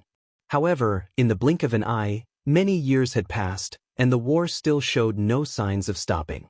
Even though the ceasefire agreement was signed 3 years ago, it had only been a year since the ceasefire, and local wars were still reignited. Now, it had become an international war. She could not help but suspect that Hurricane Group was fanning the flames. Hurricane Group had the ability to control the situation. Although the ceasefire was due to the intervention of the Xi forces, the anti-government forces had never given up on the idea of starting a war. However, the various countries controlled the military and took drastic measures to prevent the flames of war from spreading. Hurricane groups sold weapons secretly at low prices to the military and started the war again. Because of the weapons blockade and the anti-war prohibition agreement, the sales of any weapons to North Africa were strictly prohibited. Hurricane groups sold weapons of mass destruction to the Zhengfu army and sold some to the anti-government forces at low prices. Just like that, the two sides started fighting again. Hurricane Group had always been on Interpol's top blacklist. Gong Xiaoying and Gong Jie had always been at the top of the blacklist. However, with Hurricane Group's great influence and stable position, Interpol did not even have the ability to interfere. Hurricane Group was too powerful and had always been regarded as a thorn in the side of the various countries. However, no one could defeat it. The cargo ships sailed on the sea. Chu Ho stayed in the cabin. Outside the window, there were black men walking around. These were the Zhengfu army, responsible for escorting weapons. Part of North Africa used to be civilian land, so the official language was English. Chu Ho's English was first class. However, it was a special period now, so it was better not to walk around the cabin so as to avoid causing trouble. The journey at sea was especially slow. Every day was very torturous. After a short period of adaptation, Chu Ho overcame many obstacles. At first, she was not used to it. In addition, the food on the ship was difficult to describe in words. It was either potatoes or bread. It was extremely disgusting. However, no matter how disgusting it was, she had to swallow it. 5 days later, the ship finally arrived safely at the port. The port was located in the peace zone. When she landed, she heard that parts of the neutral zone had already fallen. There were countless casualties, and many areas had been occupied by anti-government forces. Hence, most of the Zhengfu army had already retreated from the neutral zone. As for the rest, most of them had probably been captured. War was especially cruel. A precious life in a war was no different from a bullet. In war, humanity was obliterated incisively and vividly. Soldiers, civilians, and even children who did not know the ways of the world, without exception, could not survive. She watched helplessly as a child was run over by a tank and was badly mutilated. She saw with her own eyes a soldier holding an AK gun and shooting at a helpless civilian. Their intestines and stomachs were torn apart. She also saw all kinds of corpses lying messily on the ground on the streets and in the wasteland. They were as lowly as ants. That was why she hated war. Abhorrence. Chapter 35:30. Chu Ho hired a driver from the front line for $100, some food and water, and successfully bribed him. Because of the outbreak of war, his family had lost their source of food. They even resorted to eating tree bark and soil to survive. Before the driver sent her to the front line, he went home and gave all the food to his wife and daughter. Then he drove her to the front line. Along the way, the driver was curious why she wanted to go to the front line with such a big bag. At this time, even the Zhengfu army, including many unavoidably, could only think of ways to escape from the war zone. He found it strange to meet someone who wanted to go to the front line, so he asked curiously in broken English, "Are you a war correspondent?" Then why do you want to go to the front line? It's raining bullets there. There are anti-government troops and corpses everywhere. Hell. The driver smiled and said, "But I already sent 2 batches of war correspondents to the front line this morning. In the end, one of the correspondents was shot as soon as he got out of the car. I dragged him back. Luckily he survived." When did the war break out? The driver sighed and said helplessly, "A few days ago." Logically speaking, the neutral zone shouldn't have fallen. But because of the war between the two sides, the situation expanded. Coupled with the intervention of other countries, the neutral zone was about to fall. Now, has the neutral zone fallen? What about the personnel from the other countries? They've all evacuated. Do you know about the military factory in Worth? Worth? You're going to Worth? Worther has been shut down. All the factory workers have been dismissed. Many of the employees are locals. Those who can evacuate have already evacuated. Those who didn't manage to evacuate in time are trapped there. Chu Ho was speechless. She planned to go to Worth first, which was the Gu family's military factory. Then she would follow the factory and search from other routes. Uncle Fu was also trying to contact Gu Jinglin. Although they had lost contact, they might be able to locate him. It started to rain heavily. From Tripoli to Sirte, it took more than 4 hours to drive along the coast. The road was muddy and overgrown with weeds. It was very difficult to walk. In the evening, the heavy rain made the road even more bumpy. In addition, there were no street lights, so it was pitch black ahead. One of the car's high-beam headlights was also broken, so it was difficult to illuminate the road ahead. The chauffeur suggested, "Why don't we make do for the night and leave when the sun rises?" "Are you tired?" "I'm not tired. At night, you won't be able to see the road ahead clearly. You might encounter an ambush. It's very dangerous." Chu Ho nodded in tacit agreement. On the way, they came across a rundown hotel. Chu Ho carried his bag and entered the hotel with the driver.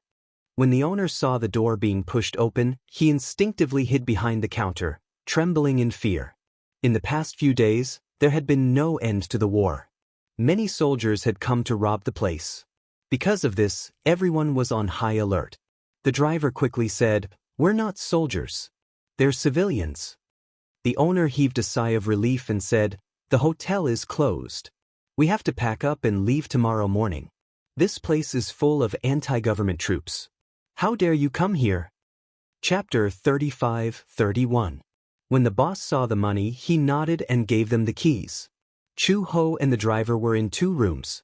The hotel there was cheap, but the environment was quite bad. When she opened the door, she saw the dilapidated facilities.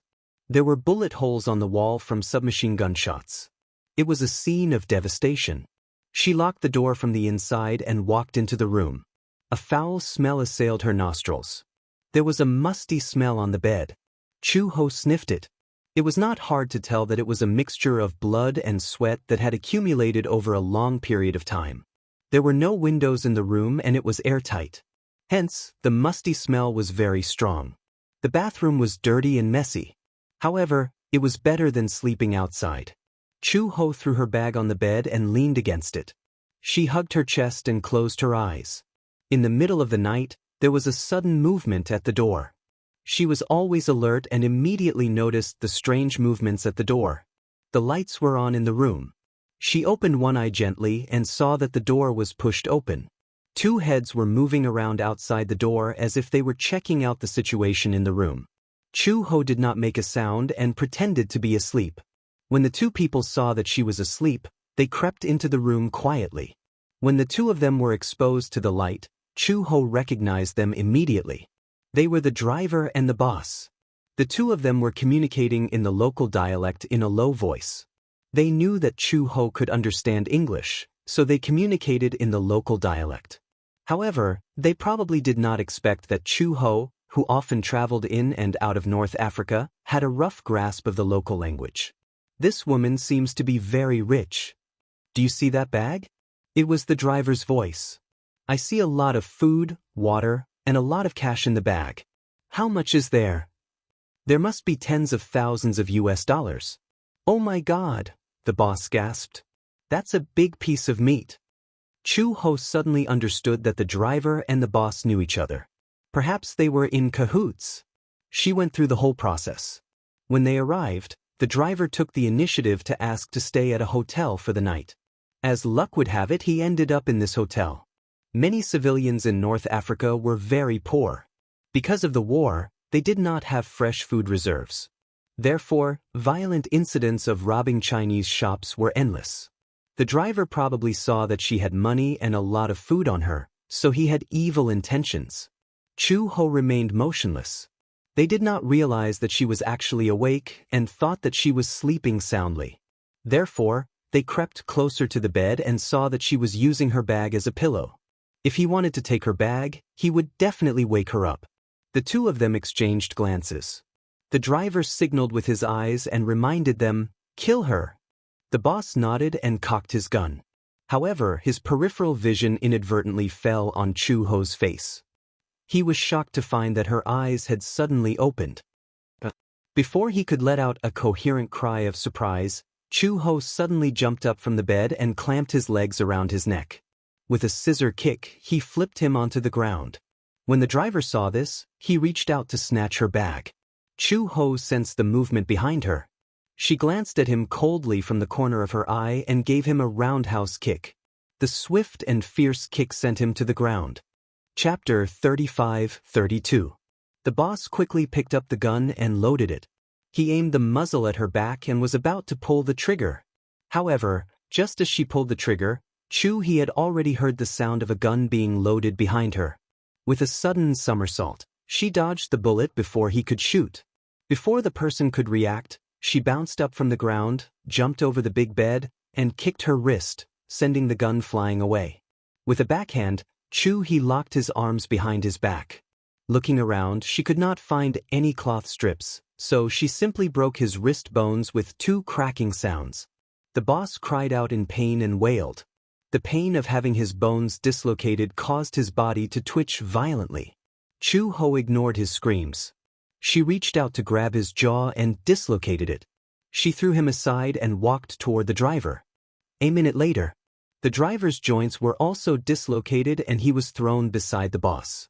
Chu Ho walked in front of the 2 men and gently rubbed her wrists. She said coldly, "Who are you? Why did you attack me?" Robbery? Chu Ho narrowed her eyes dangerously.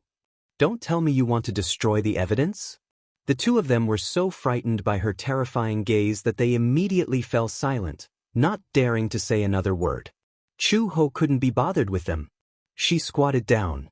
However, this action scared the driver so much that he screamed. It was as if he was worried that she would kill them at any moment. "Don't worry, I won't kill you." Chu Ho fumbled for the car keys from the driver's body. Then she stood up, picked up her combat bag, and turned to leave. The 2 men were left looking at each other with cold sweat all over their bodies. Chu Ho walked out of the hotel and parked the car at the entrance. In the rain, she could vaguely see the flames in the distance. That was probably the neutral zone that had fallen. She turned on the compass and got into the car. She threw her bag on the front passenger seat and got into the driver's seat. She started the car and drove slowly in the direction of the flames. In the rain, the air was humid. Chu Ho took out a bottle of water from his bag and drank it in 1 gulp. He opened the window and casually threw the empty bottle out. At night, coupled with the heavy rain, visibility was very low, so she drove very slowly. They were surrounded by low hills and sparse weeds, but there was not a single person in sight. Along the way, she encountered 1 or 2 corpses lying in the middle of the road. For safety reasons, she was not sure if there was a ditch or a landslide on the side of the road. Therefore, for safety reasons, she did not go around the corpses and directly ran over them. After driving for tens of kilometers, they saw a checkpoint. There were many vehicles parked at the checkpoint, as well as a very large oil tanker. They could vaguely see a few livestock. Because of the outbreak of war, many gas stations were destroyed. Therefore, the checkpoint became an important supply station. The oil price here was very cheap because the oil resources were very rich. A liter of oil that cost 6 yuan in China only cost 60 yuan here. Even a few loaves of bread could be exchanged for a tank of oil. Oil was cheap here, but food, fruits, and fresh water were extremely expensive. Especially at a time like this, an apple was priceless.